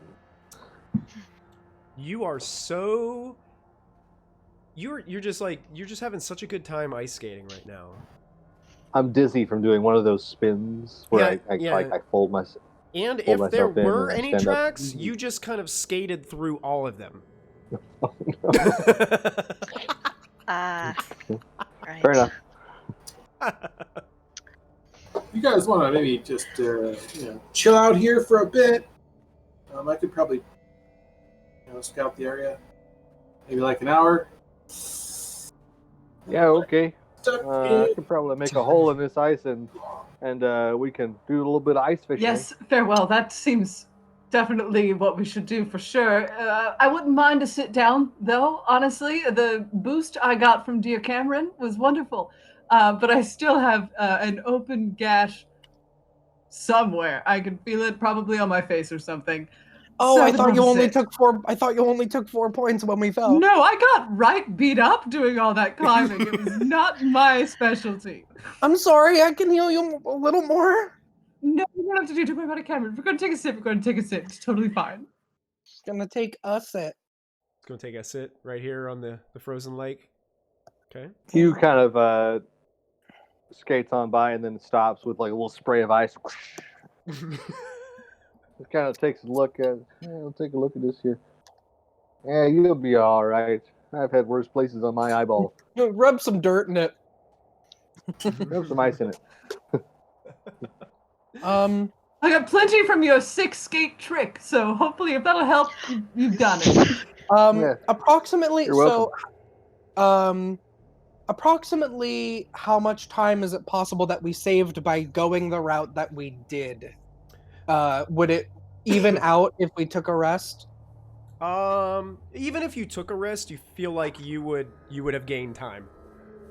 Okay, Mhm. then I don't feel That's bad. good. The about dad and rest. me really love saving time on trips. No pit stops, no bathroom breaks. No matter we're what, gonna- we're not stopping. No rest We're gonna areas. I know a better Every way. year The it's shorter. GPS keeps on wanting me to go on the freeway, but I know a better I way. know better than the I know a GPS. better way. They always want you to go on the freeway. They don't account for traffic. Yeah, they always want you to go the toll roads. No, thank you. I know where I need to go. The roads just won't take me there. I don't need to ask for directions. I know we're making It's about, 20 making miles as the fun. dad drives. But the more Of Jim dads gets in in the general? character, the more Jim gets in character, you're like, God, that's me. Jesus. You're a dad. Dad. I'm culture. harnessing my inner Michael. That's it, man. We can. Before we take that long rest, the first thing I'd like to do is I'll transform a little bit one more time, and I'll shift into my shifter form until I get kind of long, pointy ears and a snout, and just generally have a little bit more of a animal-like appearance. And I want to double up on those checks to try and look for tracks and things around the area. Okay, sure. Which I don't. You might even be able to do that, like during the rest. It's light activity, I guess. But Go ahead and make a, we'll call this survival, and I'm going to give you advantage on the check because of your shifter form. yes, that is That's what I think that's what it gives you. And possibly. did you Yep. say that? advantage on wisdom checks. So yeah. Did you say that the cave was like in past the falls? Like you had to physically go through the falls, or it's You could just like around walk that area? around. You could walk around the okay. ice frozen fall and then like go behind it. It's kind of like Oh, okay. if the water's coming down, it might be hard to see them. But now that it's frozen, you think you could probably just walk up and be able to find it pretty easily. It's like an Okay. ice curtain. Kind That of like you an just ice curtain, but it come has gaps in it, so you can just kind of like walk through it. You know. Okay, okay, Cool. okay. Cool. I got a 13. So 13? Okay, you do notice some tracks. You notice tracks of dogs and sleds. There is a bit of dried blood in some areas that look like they came from the cave area. Maybe perhaps on one of these sleds as it was being led away. Right. And there also is another set of footprints. A large set of footprints that seem to have claws that lead to and from the falls. And do they look like they're leading like directly through the part of the falls of like the frozen Oh yeah, ice? definitely. That's where they start to get, you know, the grouping of these footfalls and stuff looks like it's heading in that direction. Kind of like, imagine whenever if it snows or something and people like travel there, it looks like it's being like trampled much more in that area. Is there any sign of people like having to like breaking through this ice every time they go through, like just shavings or a pile of? No, it's kind of like if you think of the way Niagara Falls is. There's like some falls and there's a gap and then there's some falls and like gap. So it's not like this sheer like solid ice wall. There's like places anybody can kind of like walk through and weave around and behind them. I will keep a watch on that area as we rest. Okay. Perfect. So you guys take a short rest here? Mm-hmm. All right. You Yeah, take, quickie. Yeah. you Just a take little sit. You take a little sit with absolutely no issue for an hour. Other than the fact that it's cold is all get out. But you guys have come prepared. Or at least I think. I don't know about the Hawaiian shirt, cargo shorts deal. He's got kind of like a natural sweater thing going on underneath that.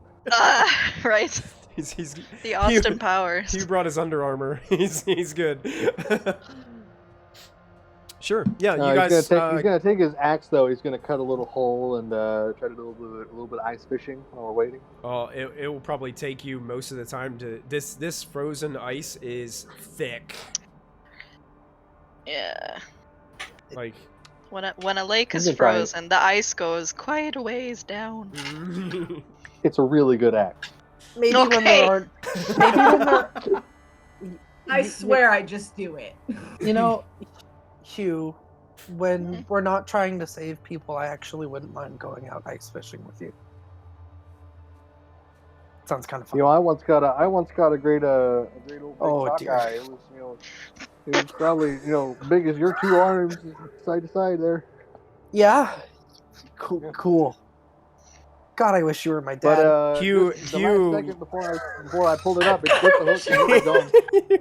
Hugh, you would also know the fish around here that are really popular are called knucklehead trout or knucklebone trout because they have like their head is like their forehead is like this mass of bone that they use for It's different like things. a catfish. Kind of like Yeah. We maybe we can go ice fishing or we can go noodling where we try to catch the fish by it eats your hand a little bit and you pull it out. Sticking your foot and or legs into the hole, hoping the fish will attach itself to them. Yes, that sounds fun. I was trained for combat my whole life and didn't get to do anything actually fun with my dad. That'd be really fun. After we rescue the infant, really though, makes- right? After we said, rescue yeah, them. well, Okay. after this, camping trip. Can I roll a hit die? Camping trip. yeah, you can roll it nice. Yeah, right. Yeah, any benefits you guys get from a short rest, go ahead and apply those to your character sheets or spend any hit die that you need. Anybody I who's had to been spend injured. 2, but I'm back to full. So I got I bet these 20. knucklehead fish taste really good. You knucklehead.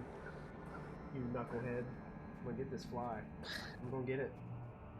We'll get him. Get it. 7 with Keeps on- 1 stroke. Keeps on flying in my face. I always forget lay on hands is long rest. Well, that's fine. It's fine. We'll deal with it. I don't know Did you if I- get it? I don't think I did. I think I just scared him. I'll find out next time he tries to fly up my nose.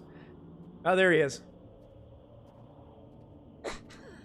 Get him. Patrol approaches you and Yeah, that's it.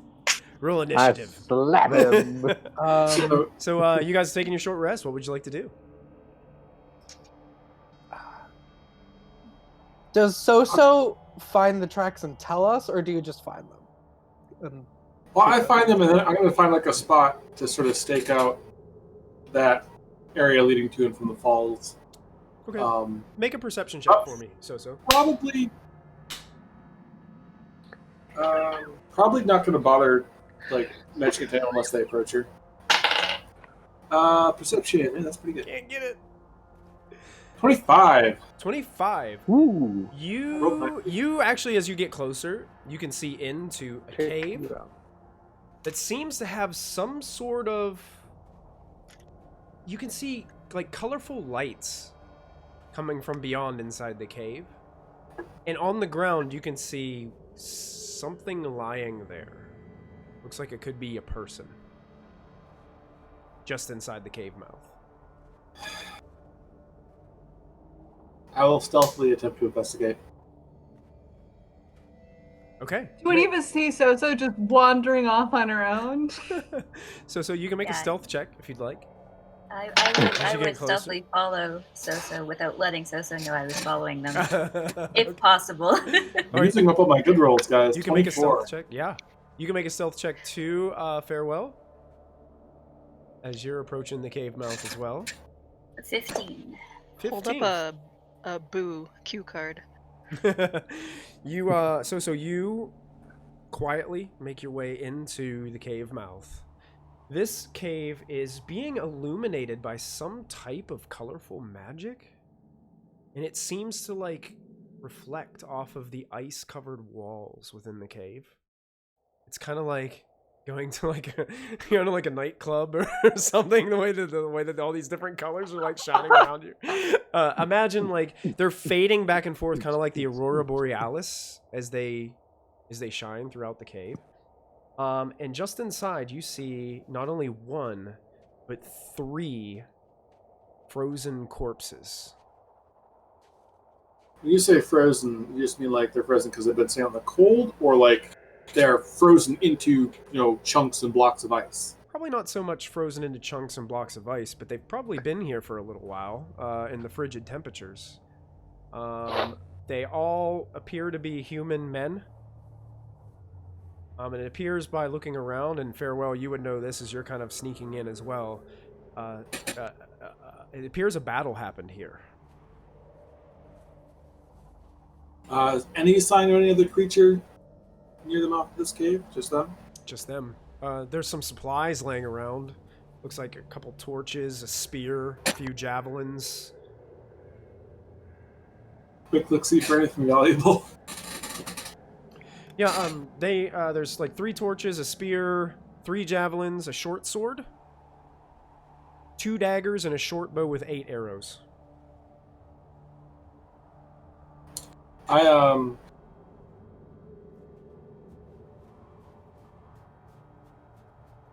actually going to leave the whole scene exactly how it is and then go back to the group. Okay, Farewell, as you turn around, so Farewell is standing literally right behind you. Get you.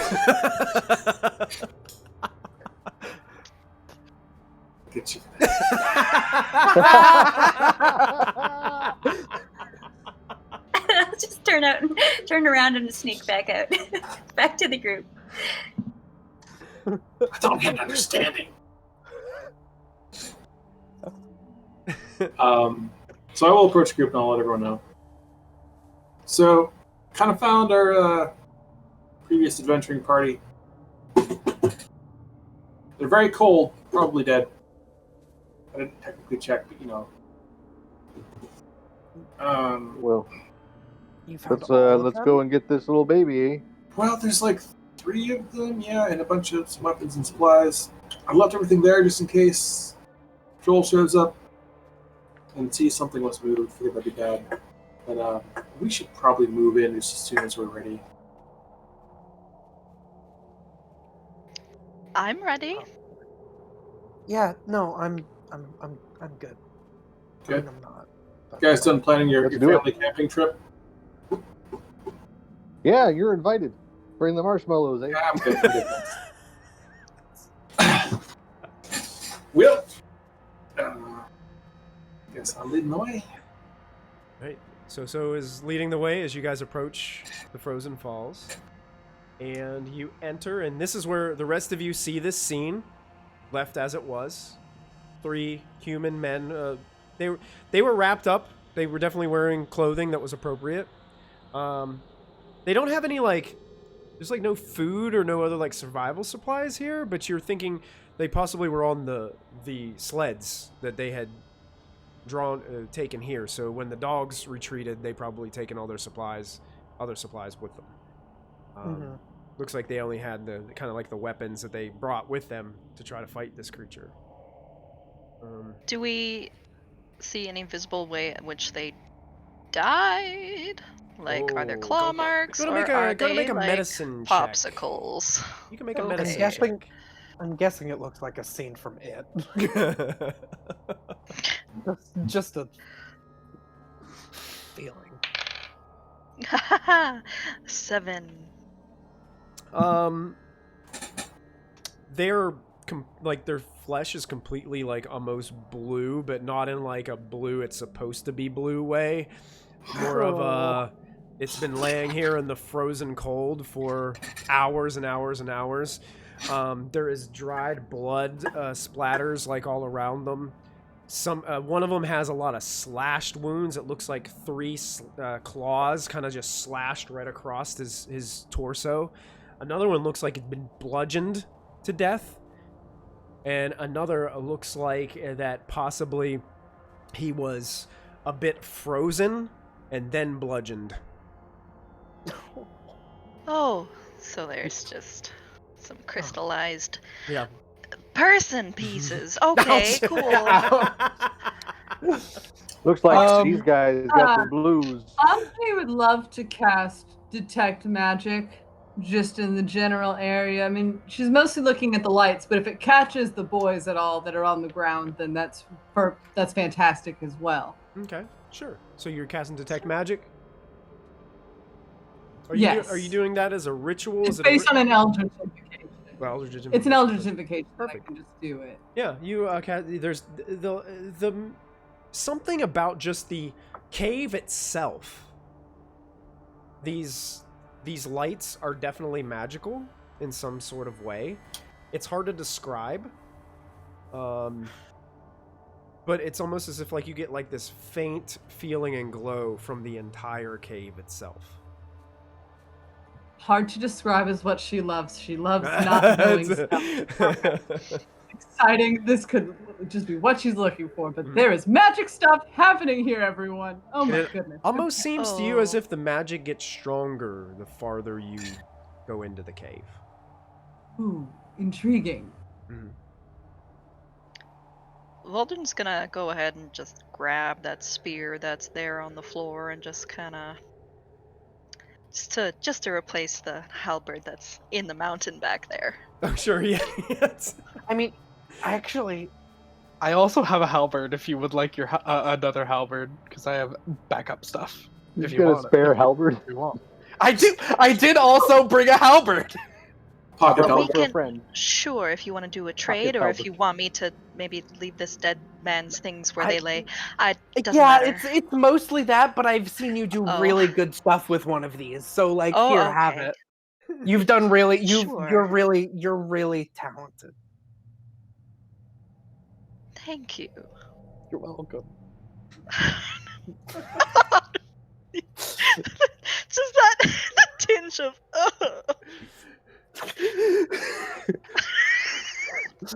I'm playing a character that gives everything away this time. It's so weird. What's going on here? Is this about to get spicy? I don't know if I can be here for this. No.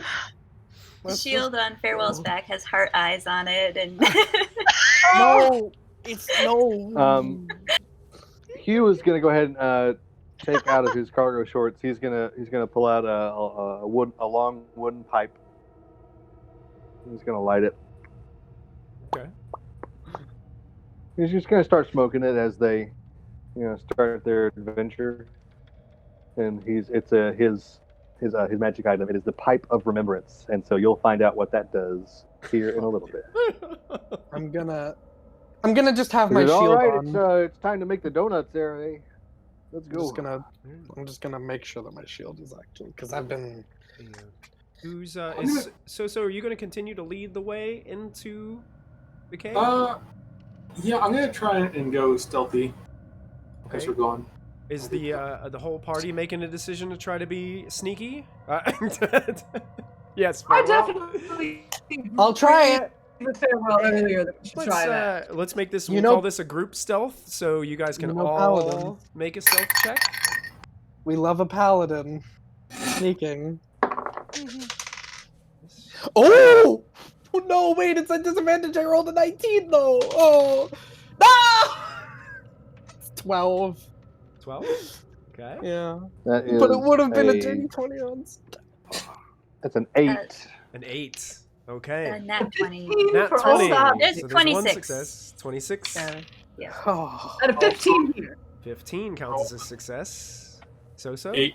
8. So we got 3 fails. The paladin, but I'm not the How least did, stealthy. How'd Voldrin do? I got a 5. A 5. Wow, intriguing. So only 2 people We're just succeeded chatting and talking. on their stealth Listen, check. ice is really crunchy. Smoking. So as a group, you have failed. So I'm gonna go ahead and read my next little spiel so you guys know what happens. We die. Okay, deeper into the caves, as you guys are sneaking, which you guys think you're doing a fantastic job of, by the way. Deeper inside, you start to begin to hear sounds. The first sound you recognize sounds like a baby crying inside the depths of the cave. That's good Michael. news. You also Michael, hear... this is Christmas You- crying babies. Good news, bad news situation. You also hear what sounds like singing, and it sounds like some kind of lullaby. The lullaby is far from comforting, though, and sends chills down your spine as it lacks any expertise of musical performance and emulates a sound of dissonant rasping, much like scratching sandpaper. As you make your way towards the sound, sneaking one foot in front of the other, following your companions, you make your way towards the sounds, and the cave opens up into a larger chamber. It's still illuminating with these multicolored lights. On the far side of the chamber, you see a large, daunting figure of blue skin looming over a wooden crib. Floating and bobbing around the crib are smaller creatures comprised completely of steam, as they do their best to keep the crib's contents warm. The baby continues to cry as the figure turns and looks at all of you, with stringy white hair peeling down from the top of her head.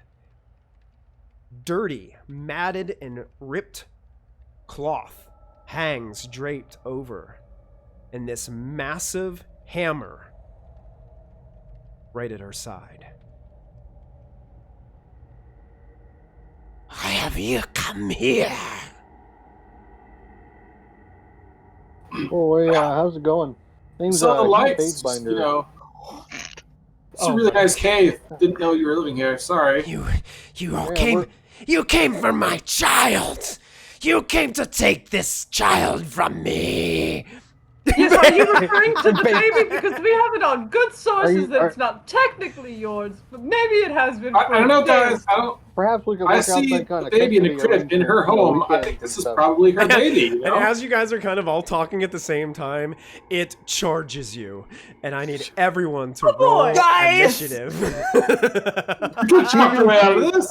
He takes a huge pull of the pipe. He's just like you see him like concentrating and just Cameron! Okay. and then blows this huge cloud of smoke Ooh. all over the room. And in this smoke appears life-size images of many of them of Hugh, but they have many different, dwarf children of varying ages, from a child all the way to, kind of adult. And each one of them shows, Hugh interacting with this kid in some way. This is the pipe of remembrance. And so for 5 minutes, it will reenact my most impressive and heroic achievements. And so I think that's, it's his best dad moments for each kid. And So like while we're fighting this boss, there's gonna be smoke. Like, play catch with me, Dad. Why does the Nickelback song He's like, Photograph yes. come to my head when you do this? Look at this. Look at this crap. every time I do it makes me laugh. What is on Joey's head? I've always And the wanted- troll can't stop laughing. The Look troll- at this So, like, crap. It's the I'm funniest doing find this that's as, ever like, a existed. And win the a fight. wall of images in front of this troll. So this troll is just like hopefully gonna stop and like be confronted with this pure power of parenting. Okay, Hugh, tell me what you rolled for What does initiative, this and do? we'll see what that does. Yes. Oh, The power of parenting. Yeah, That's yeah, the we're good still episode. fighting. Cameron, what was your initiative? that's Cameron? Oh, that that's was a a sweet. 14. 14 for I Hugh. rolled a nice sweet 5 for you, my man, Michael. 5. That's fantastic. Thank you, Ink. You're welcome. Mhm. Ajni, what'd you roll? I got a sexy 6. Oh wow, Ooh, We're I rolling. gave a cool 5. You got a sexy 6. we're rolling big. So Keep it going. can you I got outdo these two? I mean, Oh. Fearsome 4. fearsome boy. 4, 5, 6. Keep it going, everybody. Let's see if we can go lower. Voldrin, what you got? I got a salacious 7. You're absolutely kidding. No? Last but not least, farewell. I got 2 twos, which means 22. 22? Okay. 22. Oh, I got 22. 22. 4, 5, 6, Just 7, didn't- 14, 22. Well, Before We're this, just before really this, taken aback by the parenting. before this okay? parenting smoke starts to take form, it's like the parenting smoke doesn't quite take form just yet. Farewell. You are the first to respond as this massive creature is barreling towards you. You can see these smaller, like steam-comprised creatures are noticing you as well, and it looks like they are prepped to engage as well. I would just start punching this lady as she has this baby. Okay. You know, the old one, two. Don't take that into context. Okay. As Go. she punched has the lady. this baby. You may go ahead and roll your attacks. I see a woman Farewell with a has baby trouble at the with people genders. I punched the female. Pretty much. The first one is a dirty 20 to hit. That will hit. Mhm. Which does oh, that's not possible. 6 damage. 6 damage. You got it. 6 damage. Okay. Perfect. Do you have a second attack as a monk? I can't remember can what level do 3 a monks bonus can do. action unarmed strike. So that's just what I'm gonna do. Okay, perfect. As Farewell charges the creature and begins to That's Punch a it. 17 to hit. 17 hits. It's another 6 damage. Another 6 damage. All right, so 2 swift punches impact this massive troll. Anything else you would do on your turn? No, I just get close enough to hit her and stay where I'm at, sort of bouncing on my toes. Okay. And at this point, the smoke begins to take form, and you are now shielded by a bunch of images of Hugh and his children in the smoke that he just exhaled from his pipe. What would you like to do, Hugh? It's your turn. Gonna not gonna draw the world's best dad sword. Instead, I'm just gonna call out to this child kidnapper. I want you to think what's best for this here baby. You know, if you truly love this baby, then you're gonna want to make sure that baby is taken care of. You know, look, you can trust me. Look, I'm a father. I've got 13 kids. Their names are Gwenna, Glenna, Thenna, Bulan, Finna, Oven, Dala, Herm, Cora, Dora, Nora, 6 Laura, seconds. and Gilbert. And that's the action. 6 seconds There we left, go. That's and the turn. Use a mouth dash action to just.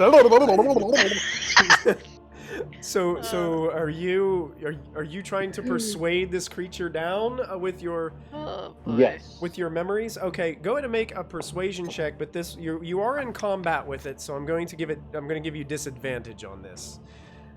Okay. Because Farewell just went up and just punched it twice.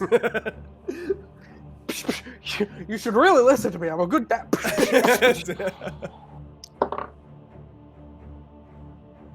19 plus 2 is 21. With disadvantage?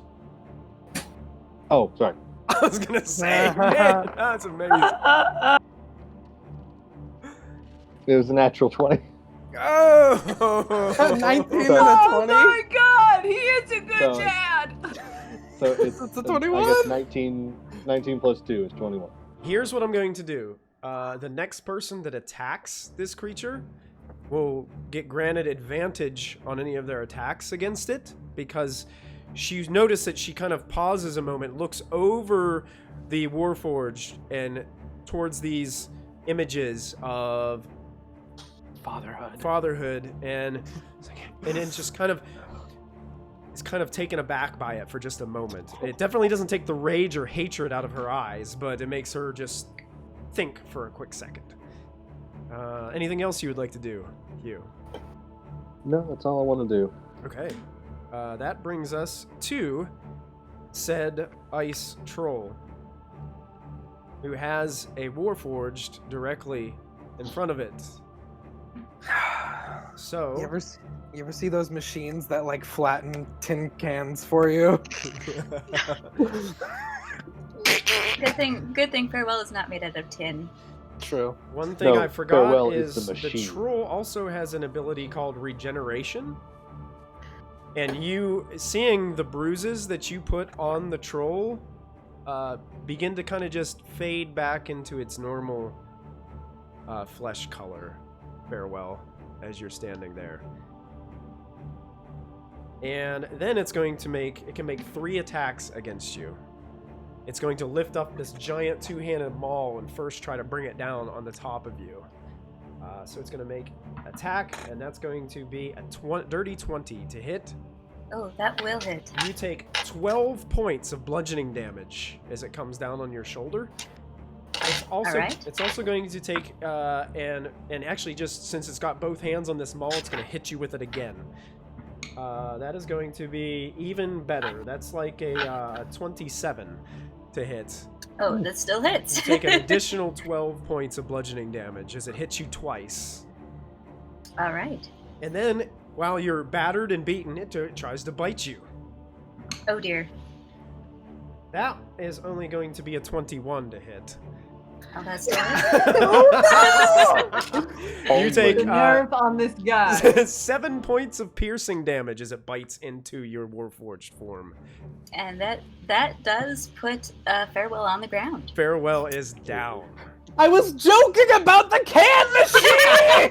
You shouldn't have said anything. I'm sorry! You guys watch as your all your Warforged friend clambers to the ground. Note cards seem to just go... You see in her hand as he falls. Those cards fly everywhere, but one sticks out and it says, ouch!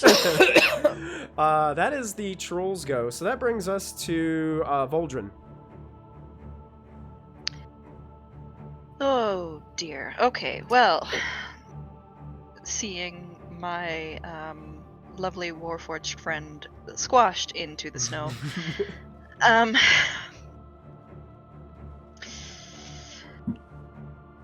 all right. Well.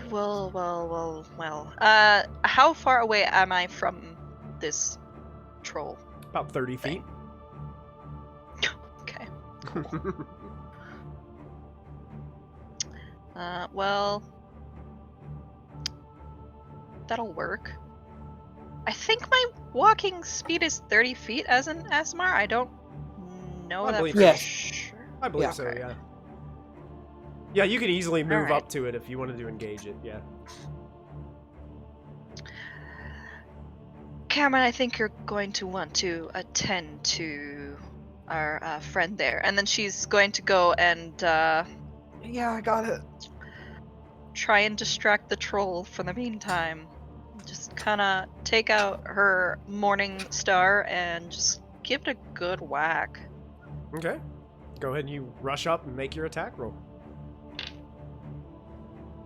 You have advantage because of Hugh's distraction. Okay. Fatherly insight.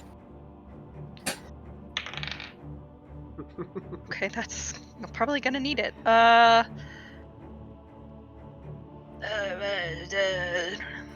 15? 15 hits. Okay, cool. Alright.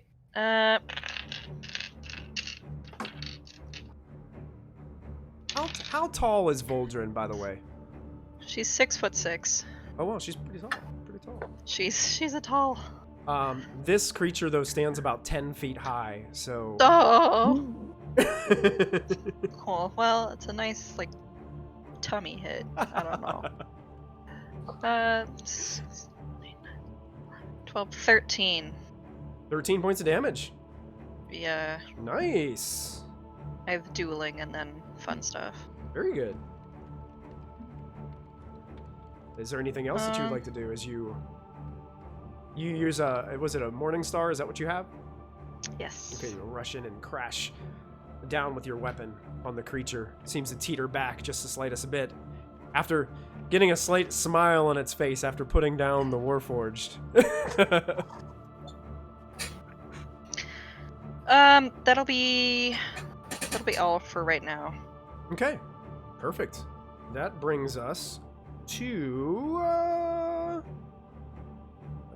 Ajni. You're up next, and you hear Oh, go. you before you go, you hear this creature look towards Hugh and say, You claim to be some sort of expert. I've had one taken from me. I will not have any more. Leave this game. Okay, so I mean, the fight has been going on for approximately 24 seconds at this point, and actually has just been wrapped in the fatherly imagery that's been going on, but snaps out of it as Farewell gets crushed to the ground, as Voldrin tries to dive in and do stuff, and Ajani jumps back like 30 feet and is going to cast Frostbite okay, on the troll. So it Okay. needs to make a con save. con save, okay. That is going to be an 18 on its Constitution save. And it saves, and that's a bummer. But for now, I'm just gonna start trying to load up a little light crossbow and say, "Good luck, everybody." Okay, so you get your crossbow. That's a bummer. Get him. That's a bummer. Cameron, comes your turn. Okay. The troll is 30 feet away. How far away is the crib? Crib's about 50 feet away. Okay. All right. Farewell had one of those epic moments with this troll where the troll's rushing ahead, and then you see Farewell rushing towards it, and it's back and forth. The camera angles. This is a slow-mo charge as they're charging each other. Okay. Cameron's also going to when we're in combat, all of that weird shyness kind of fades away, and it's all just training takes over. So he's gonna take his battle axe. He's got his shield in the other hand. He's gonna come around. I'm gonna help you in just a little bit, but I'm gonna. Okay. As long as the troll doesn't hit me when I'm down, I'm good. This is what I'm hoping I can. So I'm going to prepare a Wrathful Smite with my bonus action. Sure. Yeah. So concentrating on that. So sees my friend go down, gets really, really angry, and the battle axe kind of goes white hot with paladin anger. And I'm going to Nice. try and hit her with Okay. it. Awesome. Go ahead and Yeah. roll your attack as you rush up to this creature. Okay. Oh. Dang it! It's only a 11. it dodges out of the way and you crash your battle axe on the floor of the icy cave. Okay. That's all I can do. Okay. Dang it. So, you're up. So, being one of the people at the front of this situation to start with, was like ready to go when that troll started charging, and then suddenly got distracted by all these smoky chicks showing off Hugh's awesome dad skills. And she just kind of like tenses up for a second, looking around before snapping out of it when Farewell goes down, and she is going to point at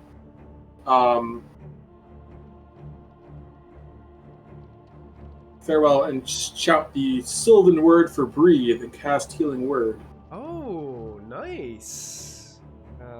Healing word. I can't remember exactly what you have to roll for that. D4 plus my wisdom mod. Okay. In HPs. So that's going to be 6. 6 of the HPs. 6. Farewell. I'm not sure what your eyes look like, Farewell, but your eyes, would they light up? Would they open? They would light up. They would light up? And come to life. A crystally blue color. And one of them happens to be covered by one of your cards that landed on top of your face whenever you fell. Which card? Probably the ouch card. Probably the ouch card. Probably. And then because it's a cantrip, I can use my action to cast Create Bonfire.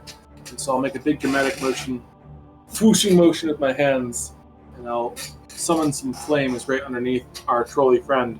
Oh, okay. Excellent. So is that a saving throw it has to make? It is. It is a... Let me double check. I believe it's Dex. Dexterity saving throw. That is a 17. I think that's going to do it. Yeah, that super does it. She jumps and does like this surprisingly pretty cool backflip. Oh, away don't be from... cruel. But it's actually, surprisingly, it is a concentration cantrip, so I can maintain it. Okay. And anyone who moves into the bonfire for the first time on their turn or ends their turn there also has to make it. Okay. Move out of that space. Okay. Gotcha. And that's my turn. All right. That brings us to... You say you're putting this underneath the troll? Yeah. And so it's in the same 5-foot rough space as the troll. That brings us to the Steam figures. There are 3 of them. They cannot get to people in the back. So, that means So is back there as well. I think the only... Hugh, you didn't move up, did you? You just kind of stood in the same spot? Hugh? Do you remember? No, I didn't move at all. Yeah. I was sorry, I was just trying to think. No, I did not move. Cameron, 2 of these things... Actually, let's roll for it. No, hit me! I'm the paladin! Hit me! Yeah, actually, 2 of them come up to you. Float up to you. Yeah! And one of them floats up to Valdrin. And they are going to... actually, one of them is going to use its claws to try to rake across Cameron's Dragonborn hide. That's going to be a 19 to hit. Yeah, that hits. So you take 2 points of slashing damage and then 2 points of fire damage from the heat. I'm resistant to fire. Okay, so you take So- 1 point of fire damage. Very good. I'm still concentrating on Wrathful Smite, so I have to make a save to see if it goes. Okay. No, I'm good. All right, Voldrin, only a 3 to hit you, so you're able to dodge out of the way of this attack. The third one, however, begins to and blow steam in both of your directions. I need both of you to make a dexterity saving throw for me, please, as you are enveloped with steam. 15. 15 saves. 12. 12 saves. You each take 2 points of fire damage. Okay. Reduced to 1. Reduced to 1 if you're resistant to fire. And that is all they do, and we begin round number 2. Our first to go is Farewell. So I'm You're sort of you're conscious. kind of like somebody flipped on a power switch on like a computer, just sort of sits up, digs into the bag, drinks sort of puts the health potion to her mouth. And you're not sure how this works because you've never actually seen her eat anything, but somehow it goes in. And she's feeling, stands up, looks around. Okay. And how close am I to the baby at this point? I'm assuming I ran up. Yeah, you're 20 feet away from the crib. All right, I would like to run 20 feet closer. Not pick it up, just stand by the crib. Okay. You're leaving the troll's range, so it is going to make a quick swipe against you as you run towards the crib. Unless you have something that would prevent it from doing so. I can spend 1 key point to disengage as a bonus action. Gotcha. So do so. I will do that and run over and stand by the crib. Perfect. The Warforged leaps to its feet and starts running towards the crib. Excellent. Hugh, we're back to you.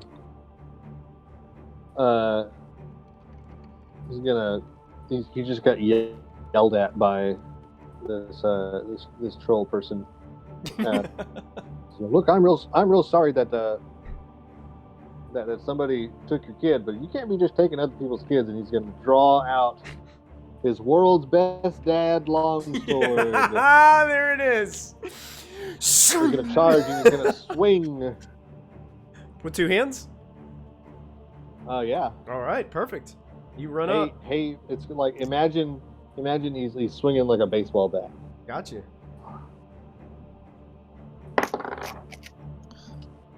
Okay, 16 plus 5 is 21. That will hit. Okay. D10. 10 plus 5 is 15 points. 15 points. Ouch.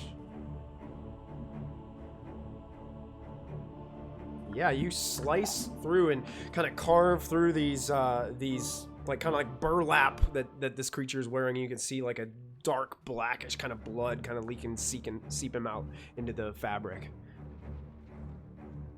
Does that end your turn? That's my turn. All right, good job, Hugh. Next we go to the troll. Regenerates a little bit as you watch some of that wound you just gave it close. There's more where that came from. Does it start its turn in the bonfire, or did it jump out of it and move out of the space of it? It started its turn there, so I think it's when it ends its turn that it. Right, as long as it moves out this turn. Yeah. Okay. So it is actually going to hop out of the bonfire because that's a smart move, and actually is going to kind of tumble around behind Hugh. No. Dad? And is going to attack Hugh. Here's Simba. Gonna attack you. I'm gonna attack you. Attack you. This time, the creature is You like... did it. It looks at you, Hugh. It says, I need not this. And tosses the hammer aside and then begins to try to claw you twice. And then bite into you once. So, Is it at all confused about the other images of me around it? Probably not, since you guys are like trying to kill it and burn it. That's fair. Fair. The other ones are just grilling out in the back. Yeah. At You gotta act. half of the smoke images have dissipated by now because people have moved through them and just. Okay, Claw 1. So the smoke is not staying there. Claw 1 was a 21 to hit. Oh my god. Claw, That'll hit. Claw 2 was a 21 to hit. So that's going to be a I total. think that one will hit too. That's going to be a total of both claws do 22 points of slashing damage. And the bite was only a 14. Nope, doesn't hit. Nope. You dodge out of the way as her teeth kind of snap right in front. My Hawaiian shirt protects me from the bite. And that actually ends her turn, bringing us to Boldrin. Oh boy. Well, seeing as she's focused on Hugh, I'm gonna take another slash. Sort of trying to aim back of leg, but we'll see what happens. Sure, absolutely. Oh. This 18. 18's gonna hit. Okay. Ugh. 9. 9 points of damage. Great.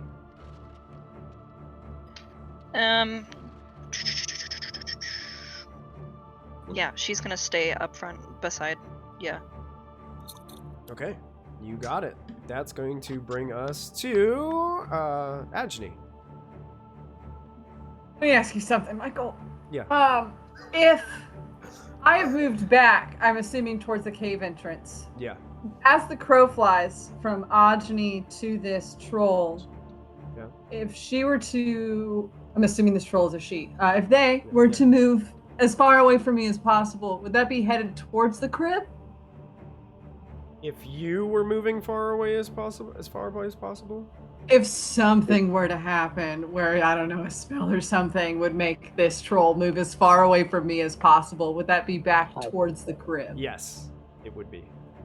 Okay, well, actually, It's like it's like us troll crib. Yeah.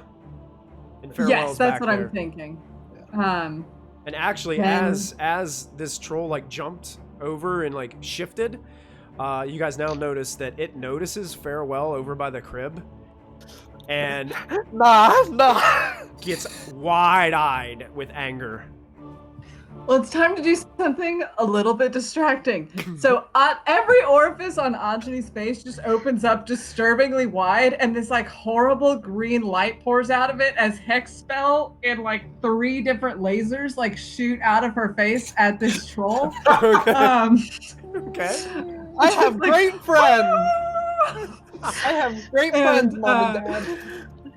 So from now on, if the troll decides to do a strength check of any kind, that's at disadvantage. Okay. But Andre's gonna try and, since that's a bonus action, loose a little light crossbow shot at it. All And right. she's just, Sure. Yeah. Go ahead and make your With attack. lazy eye. and that's gonna be a 17. That will hit. Roll your damage. Okay. Mhm.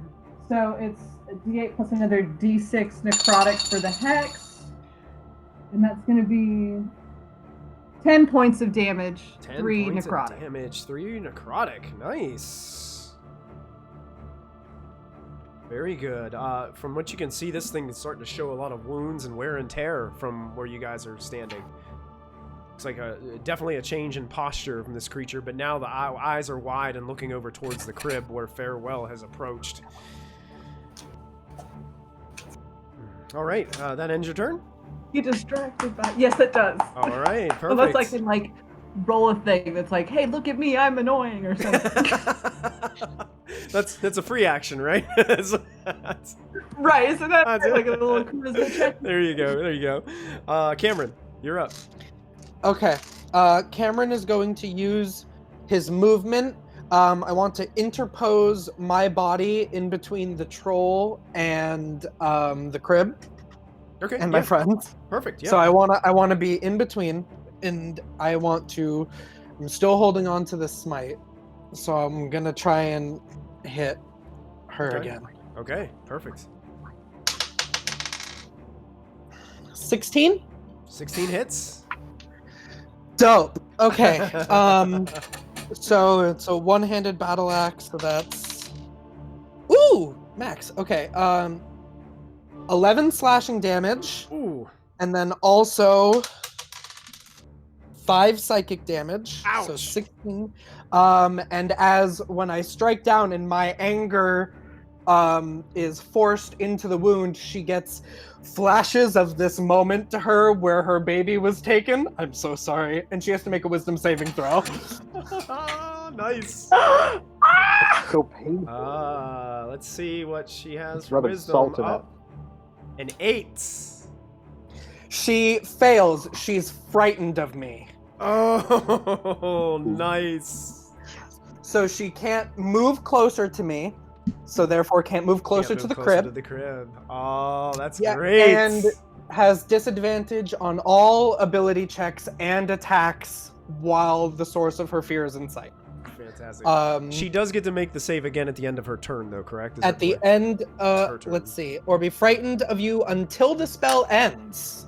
Oh, wait, nope. As an action, the creature can make a wisdom check. So you have to use your action to do it. Oh, wow. Interesting. All Be right. scared of me! She is frightened of this dragonborn standing firm in front of her, even though she sees, and you can see tears welling up in her eyes as she's looking over there with almost anger but fear at the same time, as all these thoughts and emotions are running through her mind, looking towards Farewell, who is approaching the crib, and the crying baby that lies within.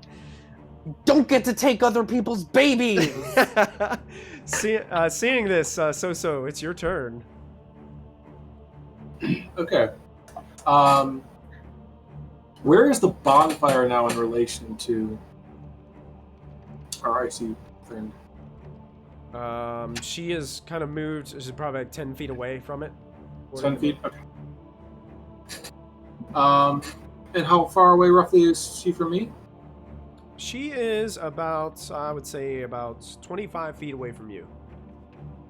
Okay. I would like to use Combat Wild Shape to bonus action shift into a snow leopard. Yes.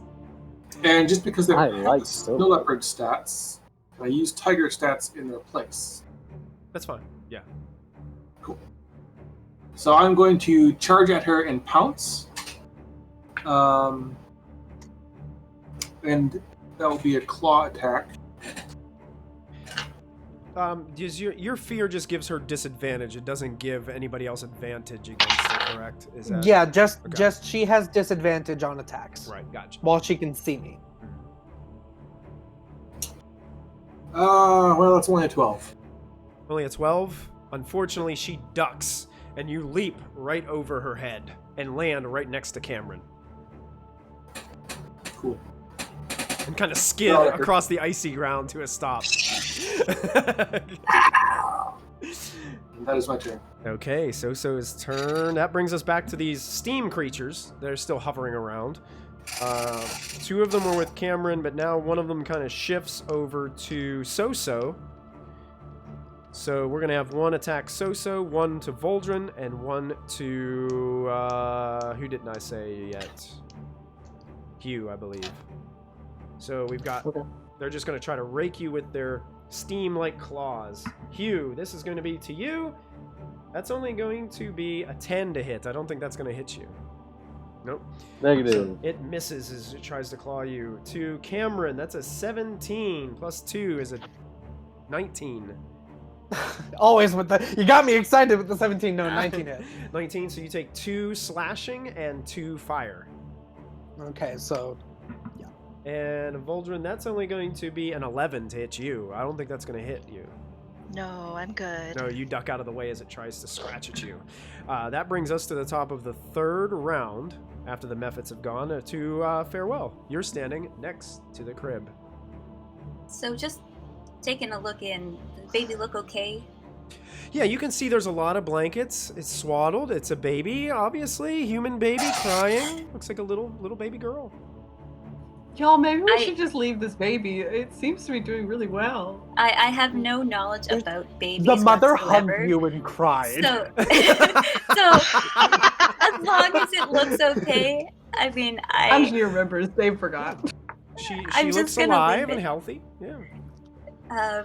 And as you know, it's doing okay. I can see what's going on with the troll. The troll seemingly can't move closer, so I'm going to dig out my light crossbow and take a shot at the troll from way over here. Okay, perfect. Go ahead. Make your attack. 16. 16 hits. Roll your damage. Great.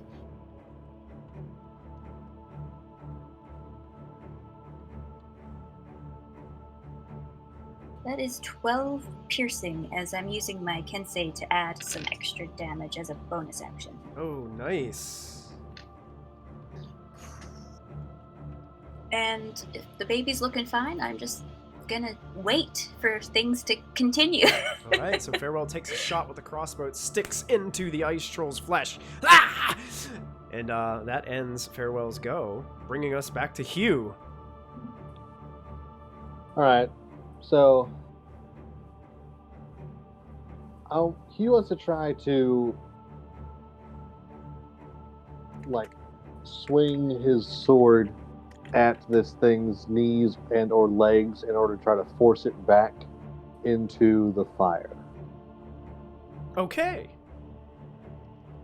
Okay, go ahead and make your attack. I think still two-handed. That is a 13 plus 5 is 18. Yep, you rake it across the legs. Roll your damage.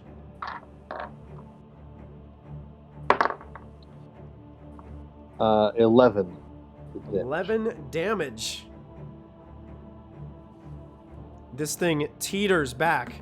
She begins to waver her arms a little bit as she sees the fire behind her, and she takes her claws and she kind of digs them down into the ground with this hatred and rage and fear at the same time. She doesn't quite slide or fall into the flames, but you can see she's barely standing in front of you, kneeling down.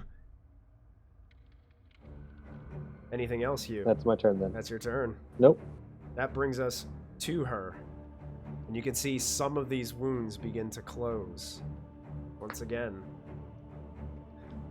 She's still looking very battered as they slowly seem to seal themselves up. And she stands in front of Hugh.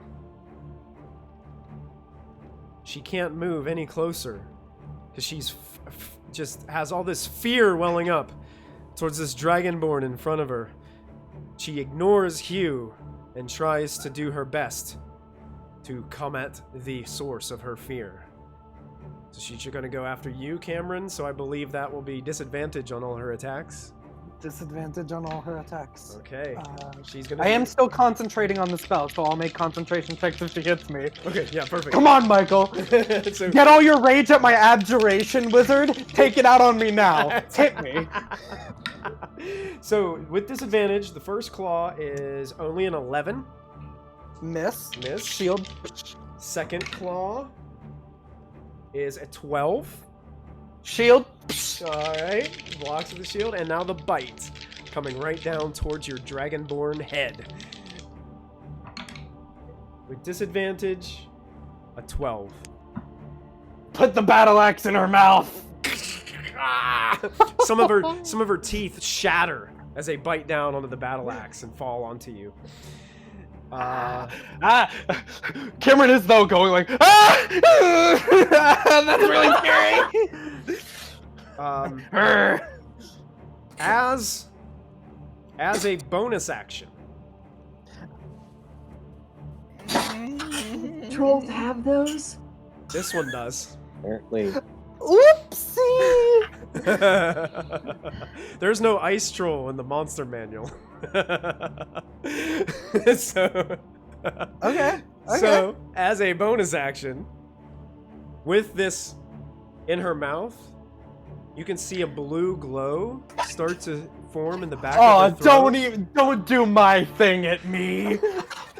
And she breathes this cold breath out around, and it's actually a cone, so it's actually going to envelop Hugh and Voldrin as well, as they're standing nearby. I need you each to make a Constitution saving throw.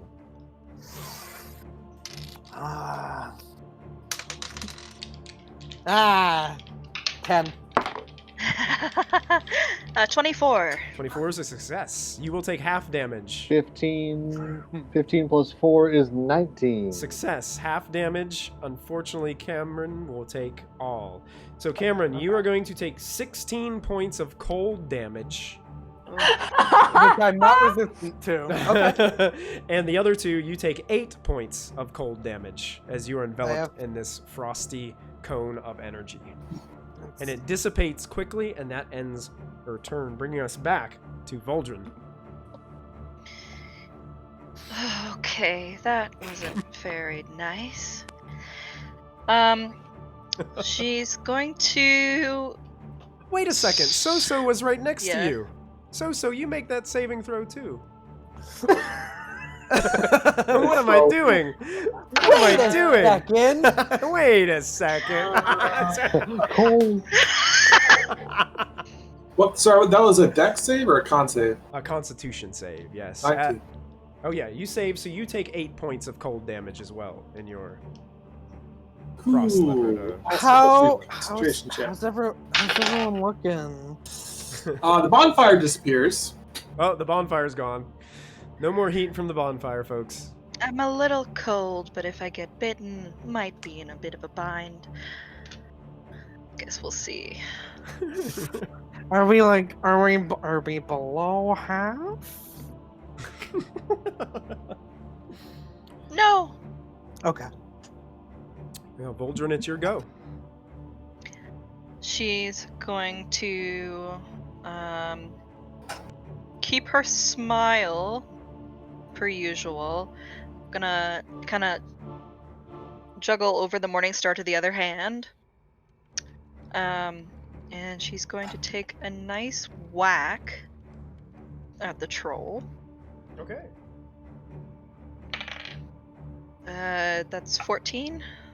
Fortunately, that's going to miss as you slam into the ground next to her. Alright.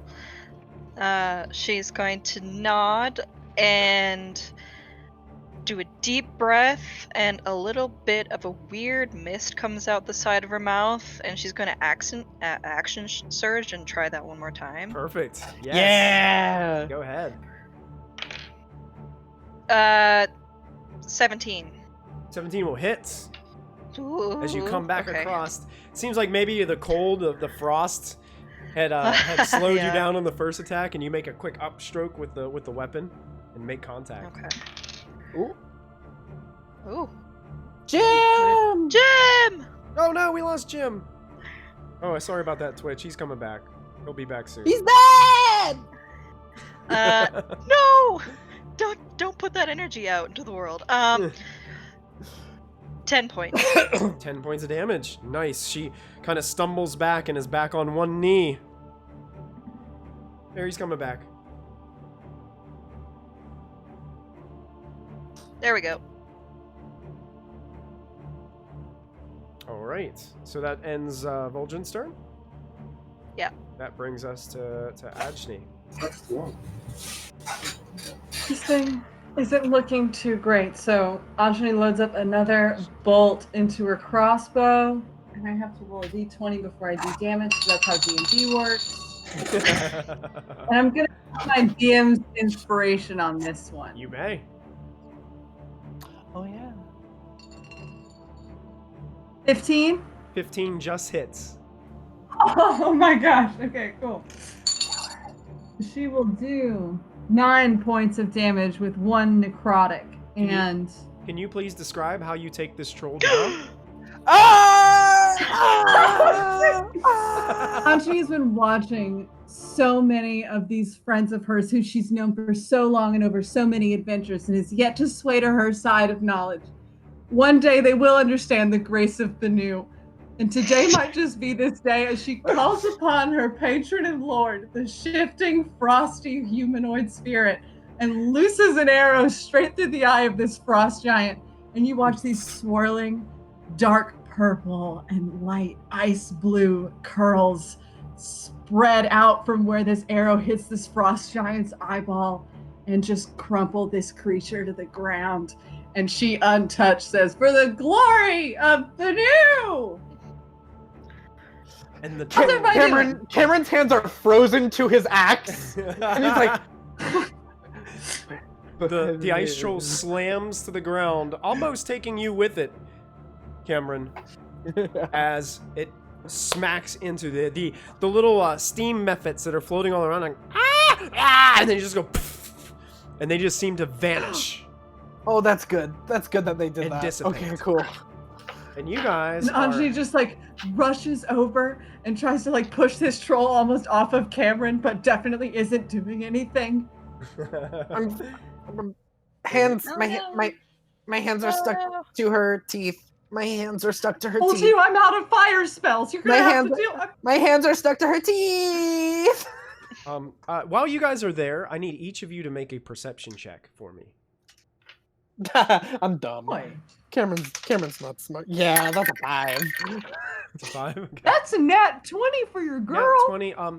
Yeah, as you're moving the troll's wounds are still closing. Oh Can I? Oh no. no! Are we still in initiative? Nope, we're out of initiative. What would you Can guys like I- to do? I'm gonna pop off detect magic again since I can just do that at will. Okay. Okay. You detect magic. There are 2 blips. One of them is coming from the crib. One of them is coming from a bench, a wooden bench by the crib. Okay. Baby, yes. Yeah, Baby, yes. I tear away. Baby, yes.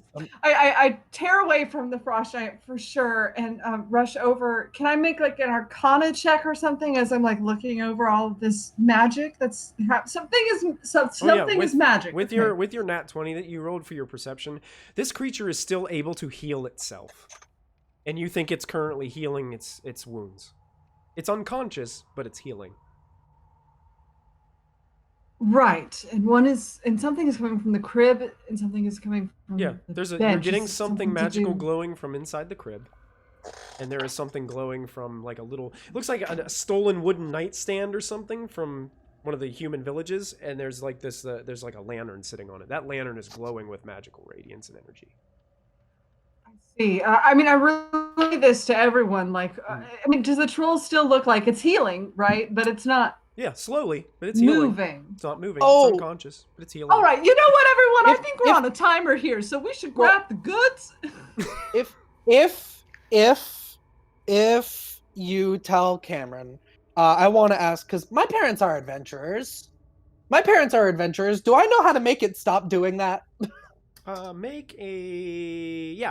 Make a let's call this, Fulgrin saw what Farewell just put up, and it oh. was like, yes, yes, make a, yes, make yes, a, yes. let's call this a history check. I The was way you going to ask described it. pretty much the same thing on account of that I'm relatively local to the area, but I know how Yeah, ice trolls work. you make a let's call this a nature check for you. Okay, nature for you. history for me. Jim must be having a hard time getting back in here, huh? Natural 20. Nice. 11. 11. Cameron, you have heard of trolls before, and the only way to get them to stop regenerating is by using fire or acid. All right. Well, since you decided to breathe on me, lady, and I had a short rest, I'll use my flame breath on her. So describe this. Go ahead. So my hands are frozen inside of her mouth against her teeth. And then so you kind of, and it's like takes like a big breath and just sort of, it's a nice it's a relaxed exhale, and it's just a slow, consistent burn across my axe to get my hands free, and then just sort of like leaning down and just kind of just very calmly, it's kind of messed up, but calmly just breathe fire into her face. This fire envelops her face, and that's when you guys all notice that the wounds stop healing. Do you slowly lower her to the ground as you do this? It's I mean I was probably like doing this with my axe and like making the head go like this, so it's like That's even better. yeah, so it's like I probably got like a tooth in my hand, but then afterwards it's like smoke. I don't do that a lot, and 2 in 1 day is And the scorched, I need some the I need some scorched water. head of this troll is now hairless as you arrest it down to the ground, motionless, unbreathing. I'm really sorry about your baby, but this one isn't yours. Should we cut its head off to make sure, or is that good? If you want to do that, that's yeah. Oh, Go farewell! for I it. love your Yes. energy. Yes, She's gonna yes. take out the halberd. and just- Cameron's gonna back up. Yeah, I have Like, a long sword I can yeah. use to help out as well. We're just gonna start hacking away at it Okay, yeah. with Cameron's now mine halberd. Yeah, there's no resistance really whatsoever, and the flesh has been scorched, so it's actually quite easy. Pre-cooked. Good barbecue. It's like preheating the oven, you know. I've smelled worse things. Ajani, you said that something magical is in here? Yes, and she scampers over towards the bench and towards the crib. Both of these have magical auras surrounding them. I'm going to take a look at them if you'd love to join me. I mean, I'm not really sure. I don't know that Fantastic. much. I'll help you out. I don't know. I'm playing a character with no intelligence now. Absolutely none. Listen, if something pops out, you can handle it, but I'll take a closer look. What should I roll? You don't really need to roll anything. You walk up, and the lantern is sitting there. It looks like a hooded lantern that you can like open and close. It's kind of like a flashlight kind of deal. Right. That had magical radiance. In the crib, as you see the baby lying there, there's blankets kind of all around the crib, and there's a blip of magical energy coming from hidden in the blankets in one of the corners of the crib. I'd love to just sort of gently pat my hand around it to see if there's some kind of object in there, or if the blankets themselves are what's throwing off this magic something signal. hard in there. It kind of like feels like a baseball or a softball, like it's round. Strange. Okay, so excuse me, baby. I'm just gonna get in there real quick and yeah. what do we have here? It kind of looks like just a glass orb. Huh. Can I roll some kind of like Arcana check or something to see what kind of magic is coming off this thing, or? Sure. I don't know anybody. Okay. It's a 21. 21. Yeah. Let me double check really quick, because I'm terrible at this. At remembering the magic types. I don't know if any of you struggle with that, but I do. I do also, don't sweat. I did a lot of things can be like it's enchantment, and it's like yeah. That's a lot of them. I think they could be more than one, but this one's evocation magic. Interesting. Evocation magic. Oh, come on, Jim. You can make As it. I touch You can do the it, Jim. orb. Come on, Jim. You got this, Come on, Jim. You got Come on, this, Jim. Dad. Get ready to check. Come on, Dad. Come on, Come on, Dad. Dad. You can do this. Come on, Dad. Everybody, come on, Dad. We want you to catch the conclusion of this one shot, Jim. Come on. Okay. Is the orb warm? Is it warm? No. It's not evoking heat. Okay. I'm gonna just take this back. I mean, it's like however warm it would be if it was in blankets in an ice cave. I'm wondering you know? if it's a magical heating pad, essentially, but I'm guessing it's something else. Yeah, something else. Interesting. Okay, I'll hold on to it for now and find out more about it later, unless anyone knows the identify spell, because Banu hasn't given me that one yet. Nope. Maybe one day. Maybe Banu's tier 2, am I right, guys? Banu's like, oh, you want a Bano? But not now. That's gonna be at least 50,000 more GP, my friend. Pay up. I don't know if Hugh is here, but Cameron would take the swaddled up baby and bring it over to Hugh, because like you probably know how to do the harness wrap. Oh yeah, the baby Bjorn. The baby Bjorn. He gets all the baby ready for travel and kind of keeps the swaddles it up really close and warm and everything. The baby's still kind of crying because a strange ice cave, cold, doing strangers, all sorts of strangers, yeah, all kinds of stuff going on. Babies just cry. That's what they do sometimes. So that's what this one's doing. You know what? I'm gonna cast friends on this baby. Okay. Doesn't that turn you hostile after the spell is over? It Well, might. I mean, it at might. least- Yes, the Well, baby for a hates minute, you. I'm at least gonna have advantage. Well, that'll be fine. But if for a minute, I can have advantage on trying to calm this baby down. I'm gonna go for it. Oh yeah, you know, the baby doesn't make a saving throw, so you just do it, and it calms it down. How long does that spell last? A minute. So we've minute. got that much to get back home. You have a minute before this baby goes ape and just starts doing the nah at the sight of this. Oh. Michael, You know Michael, what? don't go into your memory too hard. While the baby's calm, at least I'll. And it's dip probably back. gonna wet itself, and it's gonna leak all down Hugh's shirt. But Hugh is like I'll totally dip down back for that. behind. I'll dip back behind Cameron, and like when I reemerge from behind Cameron, I'm a 5'8", just bright yellow skin, blonde hair, elf-looking person. Oh yeah, gotcha. So then once the minute's up, y'all can call me Jarvis. I'm a man now, and I'm a different person. The baby would- seems to be Hopefully intrigued by that'll help. Darvis.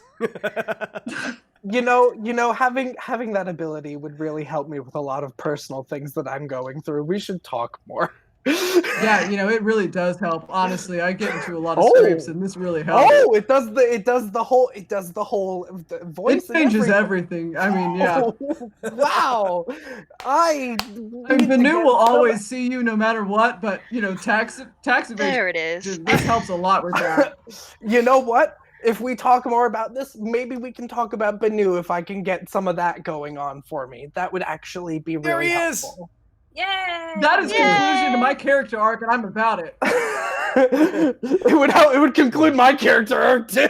You guys also notice that there are High some. five. There are also some. It looks like satchels and bags of stolen coins around this crib Oh. area. Lots of stolen things, probably from the local towns and good meat itself. Oh, I Um, feel less bad. She's also a thief. Mhm. I mean, she stole the baby That's to true. begin with. I mean, oh, But it stacks. It definitely stacks. I mean, Yeah, no. stacking, it's stacking. Like she stole she was like, I stole the baby because my baby was stolen. But like, then why'd you also take the money? Did someone also take your money? It doesn't hold up. So we won. Is there any markings? Yeah, on the you have bags the or baby anything? right now, Hugh. They gave the baby to you. I You're holding the am baby. cradling this thing.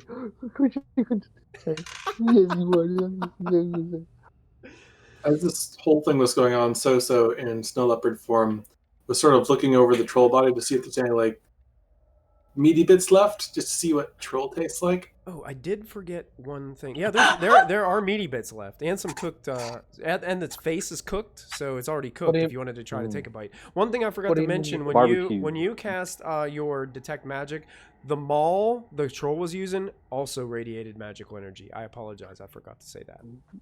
Oh, I see. Uh-huh. Excuse me, I apologize. So, during the whole baby thing, I forgot. We had the bench, the lamp, the baby, this orb thing, and the mall is magic, if anyone's interested in that. So I gave you my halberd earlier. I gotta know. Yeah. Farewell, all right, cool. And I'm like Jarvis really is kind of a jock, so. I'll hop up on the bench and I'm sniff it. gonna Do you I'm want gonna- it I'm gonna- back? No, like the halberd, like totally he's already taking them all. Oh. No, I mean like that's fine, I don't really want that mall Feels there, right. but maybe I can help you name it. Us dads are really good at naming things. You can call it the Mall of America. I like that. I like that a lot. Because it's so big. Because it's just And a big I hammer. once knew a girl named America. And America. she was built like a Mm-hmm. you know what? Yeah. I can't. Me too, Farewell. Me too. with legs from Tennessee to Arizona. Wow. You broke me. What does that You broke mean? me. Okay. I don't know. Not all of Just America. furiously looking through my holy text for references to Tennessee.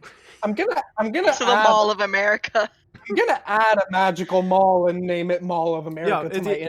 At the end of the episode, I'm gonna I'll go ahead and let you guys know what all these things are. So Okay. but, Don't forget your thing. looking at our time, I wanted to stay true, at least get you guys close to 10 o'clock. So victorious against the ice troll and gathering up all these supplies.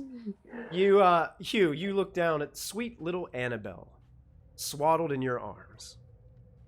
You leave these ice caves behind you, and you make your way back to the good town of Good Mead of 10 towns. As the camera zooms out, you catch the view of a shadowy figure overlooking the frozen lake, watching as you make your way out of view into the distance. The figure turns its back and begins to walk towards the camera, where its silhouette then becomes clear.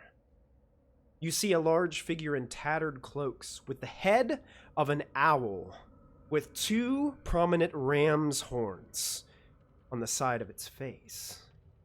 She stands there holding something in her bird-like hands, and as the camera slowly moves in, you see swaddled in the Frostmaiden's hand is a newborn ice troll, sleeping calmly in a swaddled blanket. And that's where the adventure ends. Oh no! Guys, I think we killed the wrong baby stealer. Well, yes, but actually We no. killed a How baby long did you stealer, have that? but How maybe long not the did you have wrong. that? Well, Oh, Michael.